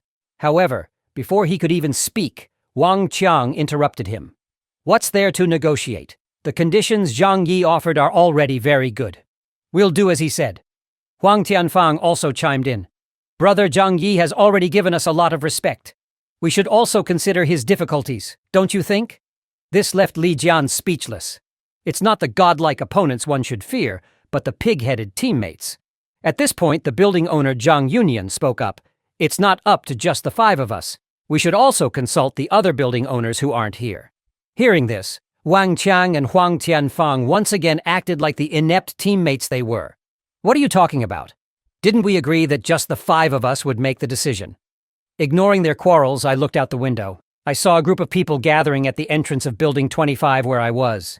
Seeing this, I drew my pistol and shouted, "What's the meaning of this? Did you arrange for these people to ambush us during the negotiation?" Wang Qiang raised his hands in surrender. Brother Zhang Yi, all the building owners are here. Who would dare to ambush? Isn't that just seeking death? Li Jian quickly tried to explain. It seems those people below couldn't wait. They've already started organizing an attack on their own. Seeing this, I pointed my gun at them threateningly. Sit down and stay still. Just then, Uncle Yu arrived with a group of men in the negotiation room. Following my instructions, they temporarily restrained the 5 of them. I then went to the balcony with my heavy gun. Such fools, not valuing their lives. Without another word, I took aim at the man leading the charge. Being a sniper, I took 2 out with a single shot, instantly blasting the heads of 2 lackeys. Seeing this, the group was panicked and disarrayed. Zhang Yi has a sniper rifle. Everyone take cover. Seeing their fear, I couldn't help but smile. The more scared you are, the more excited I become. Then I fired several more shots, taking out a few more lackeys. The 5 in the negotiation room dared not even breathe. After wiping the smoking barrel of my gun, I turned to them and asked, "Do any of you have any objections now?" Hearing this, Wang Qiang and Huang Tianfang were the first to raise their hands, signaling they had no objections. Chen Lingyu and Zhang Yunyan followed suit, agreeing to my terms. Seeing this, Li Jian couldn't say much and reluctantly raised his hand in agreement. I smiled and said, "Good. If everyone had been this reasonable from the start, it would have been better, right? Why force me to act? Peace is more profitable." With that, I patted Li Jian on the shoulder. "Go back and do as I told you. No tricks." With the negotiations concluded amicably, Li Jian and the others left Building 25. Just as my neighbors were concerned about my well-being, I approached them with a smile, saying, "Don't worry, everything has been settled." Hearing this, they began to flatter me. These idiots. They deserve a few bullets from a sniper rifle to show them your prowess, Zhang bro. I then explained the details of the negotiations to everyone. Upon hearing the terms, my neighbors looked concerned. Why should we provide so much food to these people every day? We barely have enough for ourselves. I simply smiled and responded, "If we didn't agree to these terms, do you think you could fight 100 of their thousands?" I continued, speaking with righteous indignation. "You all don't need to worry too much. I swear, as long as I, Zhang Yi, am alive, I won't let any of you starve, so please, trust me." Hearing these words, everyone was deeply moved, shedding tears. In this post-apocalyptic world where food is scarce and warmth is hard to find, having such a leader is a true blessing. They all vowed to follow me to the very end. But Uncle Yu looked puzzled on the side. After all, it's the end of the world. Nobody would choose to play the saint, right? I just smiled and said, "Don't overthink it, Uncle Yu. Cooperating with them is just a temporary measure." I then laid out my original plan to Uncle Yu in detail. My initial idea was to lure all their leaders over and then eliminate them all at once. Without their leaders, the other buildings would be leaderless, making them easy to conquer. But who would have thought they'd only send 5 representatives? So, we have to play the long game now. While I promise to provide food for 300 of their people daily, this will inevitably lead to unequal food distribution among them. Once internal conflicts arise, they'll turn on each other. At that point, we can simply sit back and reap the benefits. Hearing this, Uncle Yu had a moment of realization. It's always you, Jiang Yi, thinking steps ahead. If it were me, I would have probably gone head-to-head with them already. I gazed out of the window at the fallen bodies and sighed. Right now, I'm just using the ample resources in my hands to wear down these adversaries. We don't know what the outside world is like now, but there will certainly be other more threatening groups. If we want to truly establish ourselves in this post-apocalyptic world, we need ample firepower and a strong fortress. Hearing this, Uncle Yu seemed deep in thought. You're right, Jiang Yi. It's only the beginning of the end. Who knows what challenges lie ahead? To survive in this post-apocalyptic world, all homeowners in the community had no choice but to cultivate crops under 10 meters of thick snow. Yet the men were shamelessly living at home with their girlfriends. It turns out just recently, even though I managed to resolve this negotiation crisis perfectly, I was well aware deep down that just having Wang Qiang and Huang Tianfang as my useless teammates wasn't enough. After all, both Li Jian and Chen Yuling are smart individuals. They obviously knew the purpose of me agreeing to the negotiation terms. It was only due to the threat of my firepower that they conceded. They will definitely wait for the right moment to resist again. At this moment, Uncle Yu, who was standing beside me, chuckled and said, "You're asking them to plant corn in this cold weather, Jiang Yi? Are you messing with them?" I just smiled and said, "All I'm doing is depleting their energy. Most people nowadays are starving and can hardly get enough food. Even if they wanted to resist in the future, they wouldn't have the strength to do so." I then looked seriously at Uncle Yu and said, "No third person should know about our conversation today. We will proceed as planned. Not only do we need to be wary of outsiders, but we also have to guard against insiders betraying us in this building." Hearing this, Uncle Yu nodded and responded, "Don't worry, Jiang Yi. I'll do whatever you say. After all, my family and I rely on you." Then I went back to my safe house. At the moment, Jo Kier was doing yoga in the bedroom. Seeing me, her face lit up with joy and she asked, "Is everything okay? How did the negotiations go today?" Without a word, I picked her up and said, "It's nothing serious. Just used a few bullets and a grenade. And they conceded." I continued, "The outside might be a bit unsafe for a while, so just stay home. Give it some time, and these annoying folks will be gone for good." Hearing this, Jo Kier took on a damsel-like demeanor and said, "You need to be careful too, okay?" The next morning, a large group of homeowners gathered in front of Unit 25. Desperate for a meal, they mustered up all their energy to start farming. Meanwhile, my 2 teammates supervised their work. Just then, I walked out from the entrance of the building. Seeing this, Wang Qiang and Huang Tianfang looked excited. "Brother Jiang Yi, are you heading out to find supplies? Why not take us with you? We're just idling around here anyway." I smiled in response. "My snowmobile can't carry that many people. It's better to use that space for more supplies. You two just wait here for me to return." I then looked at the working crowd and said, "You all better do a good job. I'll be checking your progress when I return. If it's not satisfactory, there will be no food." Hearing this, the group immediately worked harder, wielding their hoes with determination. But as I left, Wang Qiang and Huang Tianfang whispered to each other, "We need to find an opportunity to get his vehicle." The first thing I did on my outing was not to find food, but to head to the Tianhai City Pet Hospital. Then I rummaged through the pet hospital's pharmacy. 2 minutes later, I found an entire box of rat poison. This poison, when diluted, is colorless and tasteless. It's usually used to euthanize pets that can't be saved. Now it's perfect for giving a vitamin boost to those shameless people. If I wasn't worried they would tear the building apart, I wouldn't even provide food for 3, let alone 300. Everyone should rely on their abilities to survive in this apocalyptic world. Why should I play the saint? I'll take this opportunity to send them off to the hereafter. But I still need to put on a show. So I began looking for living supplies around the city. After a while, I returned to the community with bags of supplies. Seeing this, the neighbors were all astonished. "Jiang Yi, where did you find so many supplies?" I just smiled and said, The snow outside is getting higher and higher.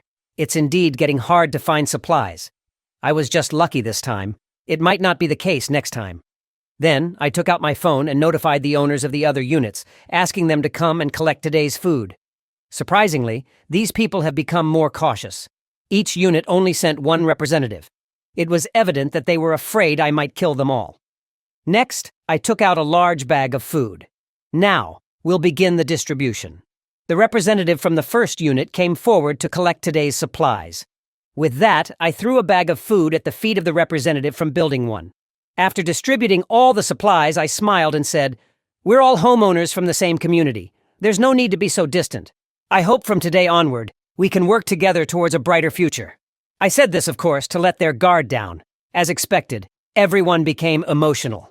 Zhang Yi is right. As long as we work together, we can get through this. Then, I clapped my hands to interrupt their cheers. Now that the food has been distributed, everyone can go back, eat well, and prepare to farm diligently tomorrow. Hearing this, the neighbors left joyfully. However, I watched their retreating figures and chuckled coldly. In a little while, these troublemakers will be gone for good. I then returned to my safe house, instructed Joe Kier to prepare dinner, and headed to the bathroom for a relaxing hot shower. After getting rid of these problematic individuals, I'll need to find a safer place to start anew. Each representative, after collecting their food, immediately returned to their respective buildings. Seeing his underling return with food, Wang Qiang instantly became ecstatic. Ignoring the questions from his subordinate, he eagerly searched through the food. Soon, Wang Qiang found a brand new unopened pack of cigarettes. Yo! Zhang Yi truly keeps his word. The younger gang members behind him became restless. "Brother Qiang, give us one too. We can't take it anymore. We're suffocating." Seeing the situation, Wang Qiang reluctantly handed out a cigarette to each of his underlings with tears in his eyes. Watching them joyously smoke, Wang Qiang felt helpless. If he didn't distribute the cigarettes, he feared his position as the leader would be at stake. He then picked up the food and said, "Call over all the brothers. Let's distribute today's food." Soon a group of underlings were merrily eating in the living room. Seeing this, Wang Qiang finally relaxed, thinking that Zhang Yi hadn't poisoned the food. Living off others while doing nothing seemed like a pretty good life. All they had to do was let the deceived homeowners continue working. On the other hand, the homeowners, thinking there was food distribution, worked with full enthusiasm. They believed as long as they worked diligently every day, they'd get food.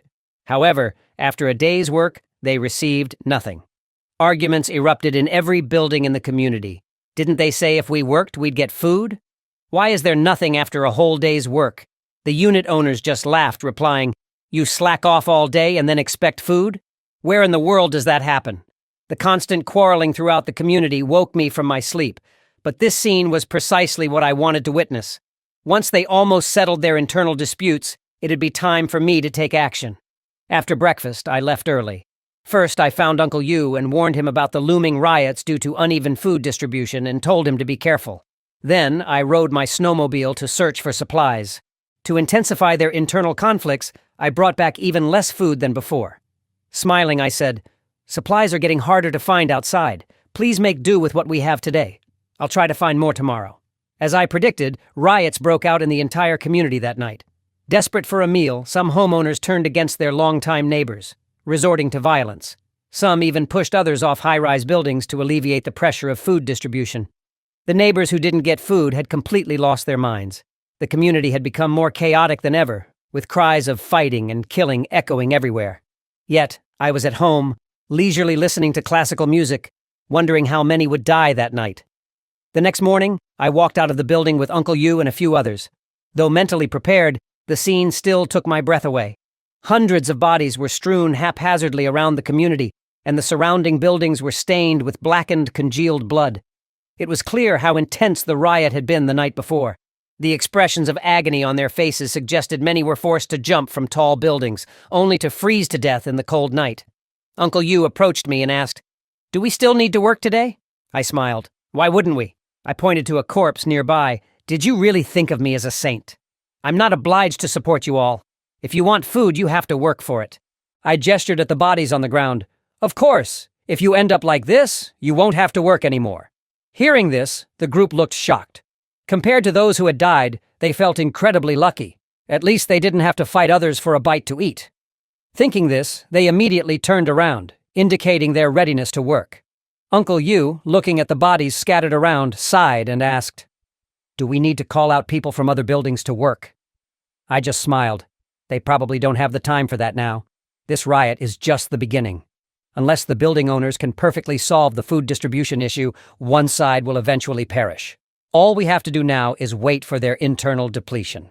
Later, I messaged in the building owners' negotiation group, "If I don't see people from all the buildings working tomorrow, I can't guarantee food and cigarettes." Indeed, after I made that stern declaration. The next day, the community was bustling again. Early in the morning, a large number of people began to cultivate and farm. However, compared to the previous days, the number of workers had decreased by a third. Seeing this, Uncle Yu looked puzzled. They know they might not get any food. Why are they working so hard? I glanced at two men who were moving bodies and smiled. Aren't they addressing the food issue right now? Besides, people are always driven by their interests. Working gives them hope for survival, while rebelling is uncertain. I was about to leave to search for supplies when Chen-Ling Yu stopped me. "Jiang Yi, wait. I want to discuss a potential collaboration." Chen-Ling Yu knew that if things continued in this manner, the community would eventually collapse. She approached me with a proposal for continued cooperation. In her view, unless the food distribution issue was resolved, the casualties would only increase. She believed she could use scientific management methods to help me govern the community and even expand our territory. Establishing a new kingdom in this post-apocalyptic world wouldn't be a problem. However, I just laughed. This current situation is exactly what I wanted to see. And now you expect me to play the generous king and provide for these 2,000 people for nothing? I grabbed Chen-Ling Yu's shoulder. Before the apocalypse, you used this rhetoric to deceive many people into collaborating with you. By now, the grass on their graves must be really tall. Do you really think I'm dumb enough to be your next victim? I pushed Chen-Ling Yu away. I'm not interested in any of your plans. Find someone else to play your emperor. Seeing that I wasn't falling for her proposal, Chen-Ling Yu pleaded, "Jiang Yi, please reconsider. I promise I'll be a good advisor." On the other hand, Li Jian was diligently leading his team to clear and cultivate the land. To my surprise, none of Li Jian's team had suffered any casualties so far. This guy surely had some skills. Seeing me, Li Jian exclaimed, "Jiang Yi, what brings you here?" I replied with a smile. "I'm curious about how you manage your building. The other units have started fighting among themselves over food distribution." Li Jian didn't hide much and shared that he had informed everyone about the negotiation results from the start. No matter what happened later, the food would be distributed equally. I strongly disagreed with his approach. You think you're so clever, but if you continue this way, everyone will starve. With your capabilities, you could have chosen and protected the most useful people and abandoned the rest. Yet, even though you can't protect everyone, you still want to play the saint in this post-apocalyptic world. It's your own doing. I didn't wait for his response and just left. Li Jian sighed heavily. He knew that the apocalypse tested human nature, but he couldn't overcome his own inner moral dilemma. At that moment, Wang Qiang and Huang Qianfang approached me. "Bro Zhang, aren't you going out to find food today?" I smiled. "Be patient. I'm about to head out and will make sure to get some good cigarettes and liquor for you guys." The two brothers were visibly excited. "We always knew you were loyal, Jiang Yi. You're our savior in this world. Our lives are in your hands now." I chuckled. "Come on. From now on, we're all brothers in this post-apocalyptic world. I'll do my best to provide for everyone." As usual, I distributed food to the representatives of each building. But at that moment, several building owners who had been hiding and not showing themselves approached me. "Brother Jiang Yi, you can't play favorites. Next time, could you also bring us some cigarettes? We won't trouble you. Just 1 pack a day will do." Faced with these shameless owners, I reluctantly agreed, promising to provide for them starting tomorrow. With my affirmative answer, the group left contentedly. However, two neighbors who witnessed the scene expressed their discontent. "These guys are going too far. You already generously provide them with food, Zhang, and now they want cigarettes too? If they're asking for cigarettes today, tomorrow they'll be demanding liquor." I just smiled. They're right. I shouldn't play favorites. The two stood there, stunned. They never expected someone as ruthless as me to be so amenable at that moment. Jealousy then consumed them. They toiled 18 hours a day to barely get by, so why did these building owners deserve cigarettes? Afterwards, I retreated home, laying on my couch, contemplating my next steps. After the chaos of recent days, over half of the community's population was dead or injured. Those left probably wouldn't turn on each other. If I continued in this manner, things would only get worse for me. It was time to settle things with these people. Early the next day, I went to a supermarket to scavenge supplies. If I was to send them off, I might as well prepare them a lavish last meal. I then laced all the food with a heavy dose of rat poison. A small bite would be enough to end them. However, after doing all this, I felt uneasy. Although I provided food for them every day, it was never enough for everyone. Apart from the building owners demanding cigarettes, no one else made any other requests. Could it be that they were also waiting for the right moment? But thinking about my safe house and weapons, I felt a bit more reassured, knowing that any devious schemes would be meaningless before overwhelming firepower. Soon, I brought back a heap of supplies to the community. Uncle Yu and his group had been waiting for a while. I then took out my phone and notified the representatives of each building to come and collect today's food. Soon after, a crowd arrived. Seeing this, I smirked internally, thinking, "Enjoy your last meal." As usual, I distributed food to each representative. This food had been laced with a heavy dose of rat poison. A single bite would be fatal. Enticed by cigarettes and liquor, surprisingly, more than half of the building owners came in person this time. However, just as I bent down to distribute the food, I heard a shout from Wang Qiang from behind. "Attack!" Following his command, he drew a gun and aimed it at me. Damn it. I let my guard down, I thought, realizing he had a weapon. In the nick of time, Uncle Yu shielded me, taking 3 bullets. I quickly held on to Uncle Yu, who fell, and shouted at Wang Qiang and the others, "What the hell do you think you're doing?" At that moment, a spy hidden in Building 25 finally revealed himself, swinging a shovel at me. Reacting quickly, I pulled out a submachine gun from my pocket and said, "If you're so eager to die, I'll oblige." I opened fire, hitting several in the front row. Seeing this, the crowd behind panicked. "Run! He's got a submachine gun!" But I didn't hesitate, continuing my barrage. With my sharpshooting skills, almost every owner was shot in the head by me. After emptying my submachine gun, I pulled out 2 handguns from my pocket, declaring, "It's too late to run now. All of you are going to die." Upon hearing my words, both Wang Qiang and Huang Tianfang were paralyzed with fear. "Brother Zhang Yi, let us explain. Give us another chance," they pleaded. But in response, they were met with 2 bullets from my guns. "You should have thought of this day," I murmured coldly. Without showing any emotion, I methodically approached the last of them, Chen Lingyu, who seemed utterly terrified. "I had nothing to do with this. I have a family to take care of," she begged.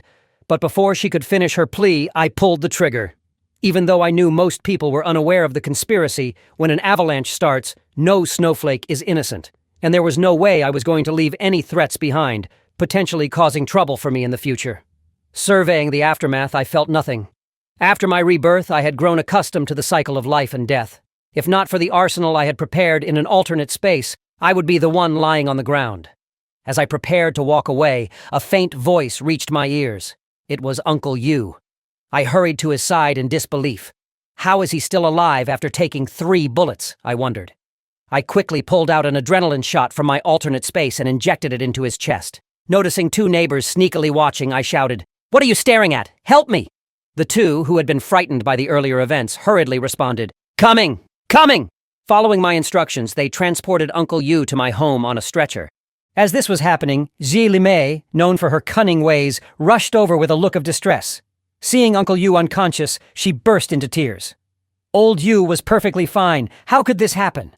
How are my daughter and I supposed to live now? Why did he play the hero and take a bullet for someone else? How can he leave us behind like this?" she lamented. I listened, veins popping in anger. "Stop your mourning," I snapped. "Uncle Yu is not dead. I'll do everything in my power to save him. Zhou Kier is the chief doctor at the city hospital. She'll know what to do." However, with tears still streaming down her face, Jie Limei continued, "If old Yu can't be saved, I don't want to live either. My poor daughter will suffer. Zhang Yi, I hope you can take care of her." I looked at her with confusion. "We haven't even started the rescue process, and you're already making arrangements for what comes after." Caught off guard by my question, Zi Limei hastily tried to explain, "Of course, I hope with all my heart that old Yu will be fine, but we should be prepared for the worst, right?" Deep inside, though, she was thinking, "Uncle Yu has been my long-term ticket to a comfortable life. Zhang Yi, you can't let his sacrifice be in vain." Soon, Uncle Yu was brought to the entrance of my home. I suggested that Ji Limei and the others leave and let Zhou Kier perform surgery to remove the bullet from Uncle Yu. However, Ji Li Mei, feigning concern, said, "Old Yu needs me by his side at this time. I can't leave him." Seeing the subtle twitches on Uncle Yu's face, I reluctantly agreed to let her stay. After all, despite all the circumstances, Uncle Yu had saved my life. No matter how heartless I might be, I couldn't just drive away the woman he cared for. Upon feeling the warmth inside the house, Ji Li Mei shed tears of emotion. This was the place she had dreamt of residing in ever since the snowstorm began. She relished the indoor warmth, enjoying not just the cozy fireplace but also the fresh food available. Anybody who walked in would wish to stay and never leave. Soon enough, Ji Li Mei made herself at home, heading to the kitchen to pour a cup of hot water. Joe Keir and I exchanged speechless glances. She really thinks this is her home, I thought. Flushed with excitement, Ji Li Mei asked, "Do you have any milk powder? I want to prepare a warm bottle for the baby." Infuriated by her audacity, I snapped, "Don't you have your own milk? Are you seriously treating this place as your own?" Using Uncle Yu as a shield, Ji Li Mei retorted, "The baby needs to eat. Old Yu adores the baby." Coldly, I responded, "Cut the nonsense. Either help out or leave." Without another word, I headed to the generator room, storing everything inside into my spatial dimension. Then, I retrieved a white foldable bed from the same dimension, converting the area into a makeshift operating room. Ji Li Mei watched in astonishment. "Damn! Zhang Yi, are you performing magic or what?" Ignoring her, I turned to Joe Keir. "Tell me whatever medicines and medical equipment you need. I'll provide whatever I can. We must save Uncle Yu no matter what." Joe Keir, being the chief doctor at the city hospital, certainly knew her stuff. But first, she had to assess Uncle Yu's injuries. As she removed his shirt, her brow furrowed in concern. The bullet's location suggested potential internal organ damage. Given the current medical conditions, it seemed impossible to save Uncle Yu. Upon hearing the grim prognosis, Ji Li Mei put on a theatrical display of tears. "If old Yu goes, how will my daughter and I survive?" I pointed at her angrily. "Stop with the theatrics. If your crying affects Uncle Yu's surgery, then you might as well go to hell and join him in mourning. Understand?" At my words, Ji Li Mei wiped her tears. "Then I should probably leave. My presence here is only adding to the chaos." Yet, internally, she thought, "It's much more comfortable outside. With hot water and food, why would I want to stay in here?" However, I quickly blocked her path. "Just a moment ago you said you wouldn't leave Uncle Yu's side, and now you think you're a hindrance? Listen closely. You'll stay right here and assist where needed. Even if you're just watching, it'll be an encouragement for Uncle Yu. If you dare step out of this room, you'll bear the consequences." With that, I turned away and swiftly made my way to the first-floor hall. There, a group of neighbors were fervently explaining their non-involvement in the attempted murder. I had no patience for their excuses. Some had betrayed and ambushed, leading to Uncle Yu's critical injuries. I would make them pay for their treachery. But now, our immediate priority was to launch a counterattack. Those not participating would be considered traitors, facing consequences similar to the dead bodies outside. Hearing this, expressions of unease spread across the neighbors' faces. Not to mention the matter of traitors, but just the sheer number of residents in the complex was intimidating. Their small group would be nothing but a gnat in comparison. I pointed to the combat supplies prepared in advance. "Your only responsibility is to guard the exits and monitor the surroundings. If someone tries to flee, finish them off. I'll personally handle those inside the building. They'll soon learn the consequences of crossing me." Soon, our group arrived at the base of building number 21. Meanwhile, Wolfgang on the upper floors had noticed something amiss. Recognizing that I was leading the charge, many of them were already trembling in fear. In this post-apocalyptic world where most only had melee weapons, I could effortlessly whip out a submachine gun. Who would dare oppose me? Still, there were those bold enough to defy. This building was their territory, after all. The hallways were dimly lit, making firearms less effective. I instructed my men to watch all the exits, ensuring that no one could escape by jumping out of the windows. Leaving them behind, I approached building number 21 alone. I first reached the ground floor hall. After ensuring no one was around, I retrieved a large pile of wood and clothing from my alternate space, placing them in various corners of the hall. Then, I poured gasoline over everything, connecting all the wood and clothes with gasoline trails. Once done, I lit my lighter, remarking, "Given how cold it is outside, let's warm things up a bit for these fellows." With that, I tossed the lighter onto the gasoline. Flames quickly spread throughout the ground floor, and I calmly exited the scene. Wolfgang's crew were naively waiting for me to ascend, But as the fire grew more intense, they soon realized something was off. Damn it! Zhang Yi and his gang set the place on fire. Open the windows quickly or we'll suffocate from the smoke. But when they tried to open the windows, they found that the extreme cold had frozen them shut. Without tools, they couldn't break through.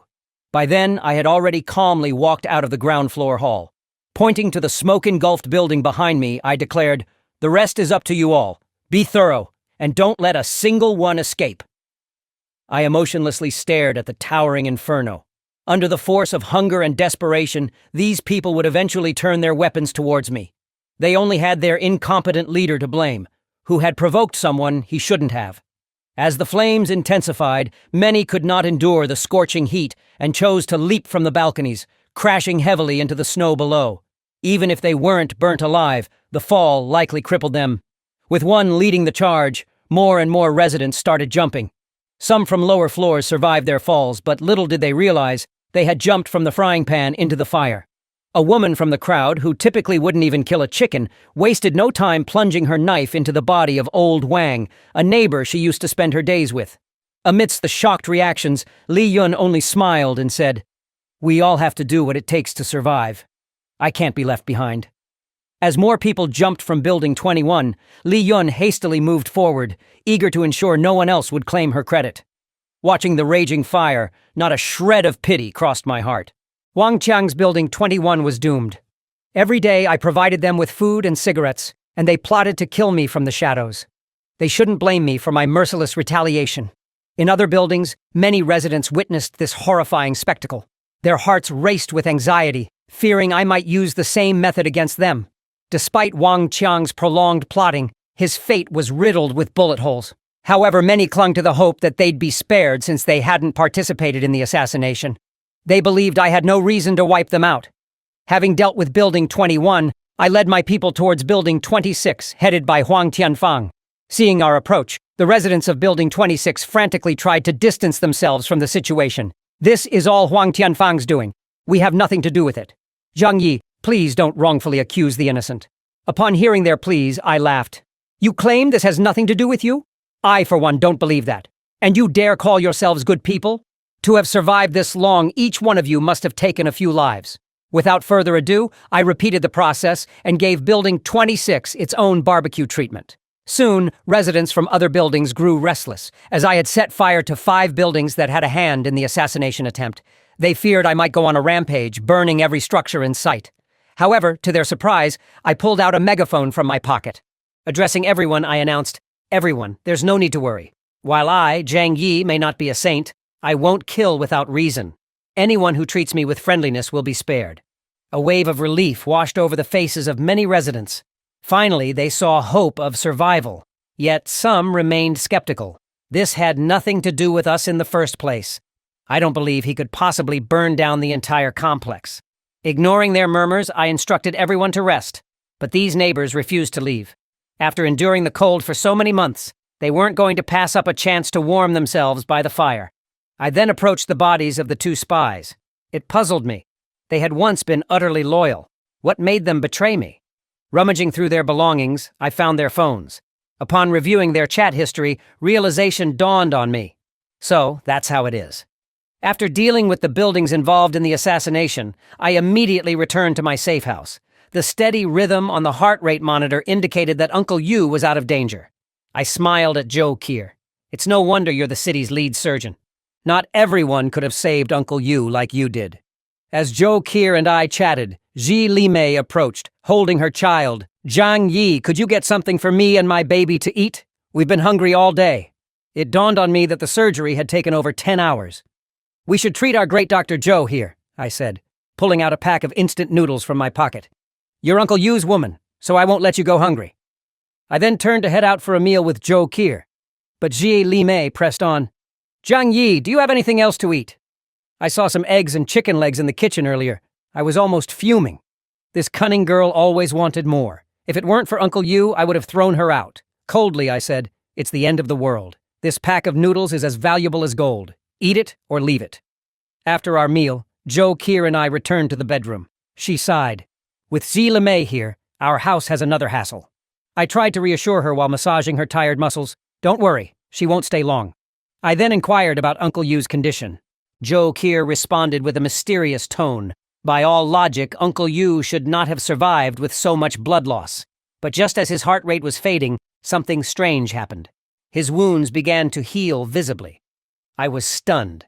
Could it be that Uncle Yu has awakened some special ability?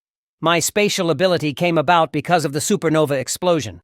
But what I don't get is, out of thousands of people in our community, why was I the only one to awaken an ability?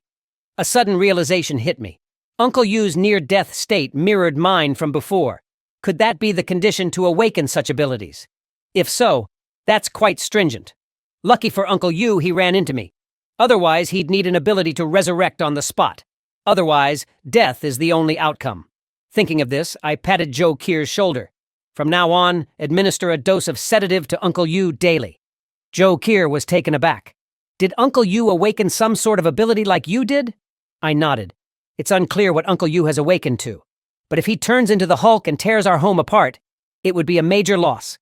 After instructing Joe Kier to administer the sedatives to Uncle Yu, I got up and headed to the living room. Joe Kier, with a worried face, said, "Xi Li Mei, that cunning mother, only has eyes for herself and her child. Is it wise to let her take care of Uncle Yu?" I reassured Joe Kier. Although Xi Li Mei is selfish, she knows the stakes. If anything happens to Uncle Yu, she's aware that she'll be kicked out. Meanwhile, Xi Li Mei was in the living room, scouting for something to eat. I sternly told her, "Stop looking. I've put everything away. You'll stay with Uncle Yu and be responsible for his daily needs." Seeing my serious demeanor, Xi Li Mei begrudgingly entered the room. What I had to do next was clean out any traitors in the building. I soon found myself fully armed in front of a door. Without hesitation, I shot through the lock and with a powerful kick burst open the door. A disheveled woman wielding a kitchen knife charged at me. I quickly raised a riot shield to block her attack, then slapped the knife out of her hand. "Fang Yuqing," I exclaimed. "It's been a long time. The fact you're still alive suggests you've turned your best friend into clay pot rice, haven't you?" But Fang Yuqing, with bloodshot eyes, cried out hysterically, "It's impossible! Why can't so many people kill just one of you?" I chuckled in response. "Did you really think colluding with Wang Qiang and a few others would be enough to get rid of me? You're so naive." With that, I raised the wooden stick in my hand. Had it not been for this woman's meddling in my past life, I could have lived at least 2 more years. Thinking this, I viciously struck Fang Yuqing's left leg with the stick. Next, I dragged her to the window, intending to throw her out. Seeing this, Fang Yuqing was finally gripped with fear. "Jiang Yi, please spare me." I realized my mistakes and promised never to repeat them. Thinking of the pain of being cannibalized in my past life, I didn't hesitate and let go, allowing Fang Yuqing to plummet from the 25th floor. Accompanied by a loud thud, Fang Yuqing smashed into the snowy ground, creating a deep crater. Watching this scene, I felt no pity. This was my revenge for my past life. The next morning, I went to the sick room to check on Uncle Yu. Unexpectedly, after the transformation, Uncle Yu's healing speed was dozens of times faster than a regular person. In just a day, his gunshot wound had mostly healed. I instructed Joe Kier to always monitor his condition to prevent any unexpected occurrences. Without hesitation, Joe Kier immediately administered a sedative injection to Uncle Yu. Just then, Xi Li Mei approached, hoping I could go to her place to help retrieve her charger and diapers. I smiled, indicating that I had urgent matters to attend to, but I would assist her once I was done. After leaving the room, my expression immediately darkened. This scheming woman is still up to her old tricks. Our 2 families are only separated by a few floors, yet she still wants my help. Clearly, she fears that once she leaves, she won't be able to return. I need to find a way to deal with this cunning woman. Keeping her around will be a liability sooner or later. I then proceeded to the residential area to continue the purge. Only by eliminating these potential threats could we hope to live safely in this post-apocalyptic world. At that moment, the wealthy second-generation Xu Hao approached me nervously, claiming he had crucial information to share.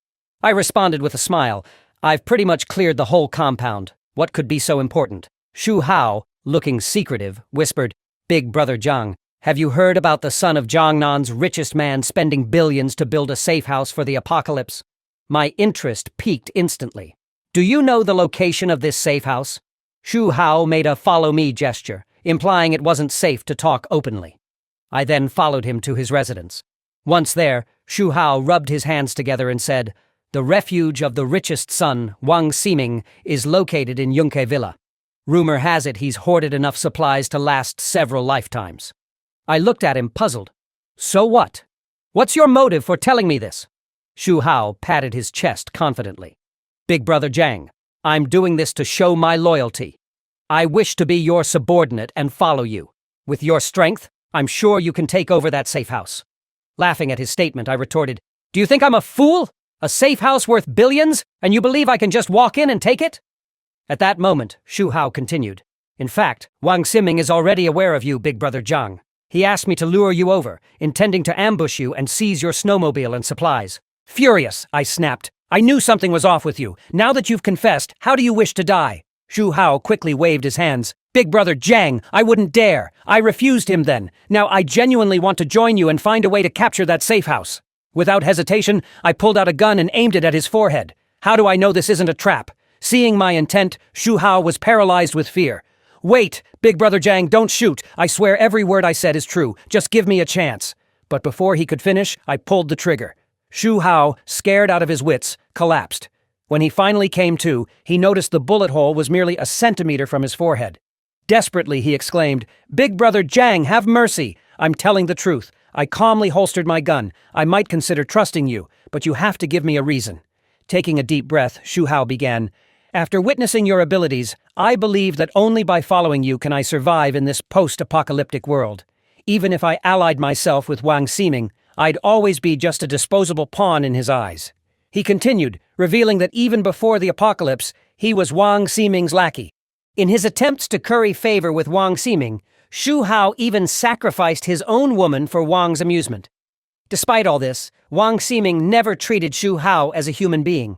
This had instilled deep resentment in Shu Hao's heart.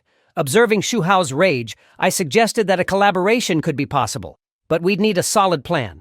Shu Hao proposed that we deceive Wang Ximing, feigning alliance until he opens his doors. Once inside, we could eliminate him.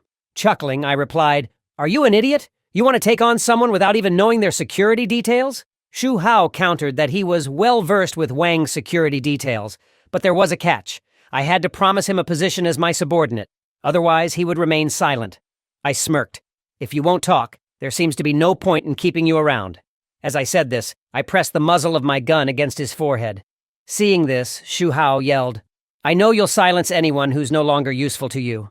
Information about that safe house is my only lifeline now. Even if it kills me, I won't reveal it. Impressed, I remarked, You're pretty clever. I'll accept your terms, but you must abide by my rules. Shu Hao nodded rapidly, swearing his loyalty to me and promising to always follow my orders. I then laid out my conditions. First, Shu Hao had to provide a detailed account of the safe house. Second, he had to deal with a particular nuisance for me, someone I couldn't approach directly. After securing Shu Hao's loyalty, I didn't immediately task him with my request. Instead, I mentioned, As my subordinate, I have something valuable to bestow upon you. Then I returned to my safe house. Soon after, I arrived at Shu Hao's residence, holding a briefcase. Slowly, I began, Since you've chosen to be my subordinate, there are certain truths I won't hide from you. I am, in fact, a professional assassin. Understanding dawned on Shu Hao. No wonder, Brother Jiang, your shooting skills are impeccable. This additional identity explains so much. With this revelation, Shu Hao's confidence in the future grew. He believed that as long as he remained by my side, he would surely survive in this post-apocalyptic world. At this moment, I pulled out a syringe from the briefcase. This is a slow-acting poison I specifically use for those who are stubborn or have ill intentions. Without an antidote, death is inevitable within a month.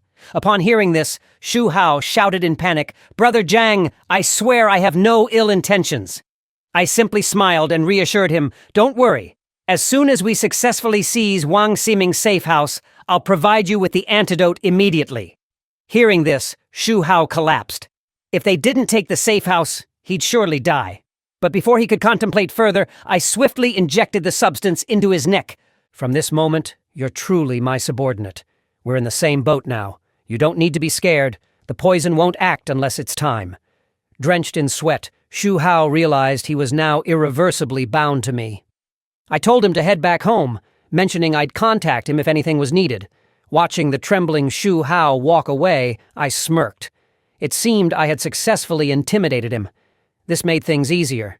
Since he believed that tap water was a deadly poison, the chances of him betraying me had significantly reduced.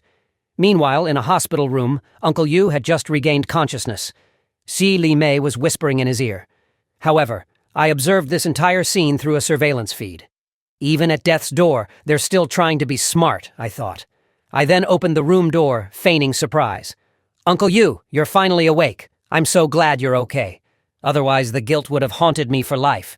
Upon hearing my words, Uncle Yu gratefully replied, Zhang Yi, you saved my life once again.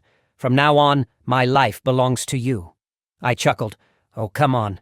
It was thanks to you this time. Zi Limei, standing nearby, chimed in with feigned gratitude. Zhang Yi, thank you so much. I don't know how to repay you. I responded with a smile. What are you saying, Sister Ji? From now on, we're one family. I'll take care of the three of you. Hearing this, Zi Limei's face lit up with joy. Now we can officially stay here without any worries.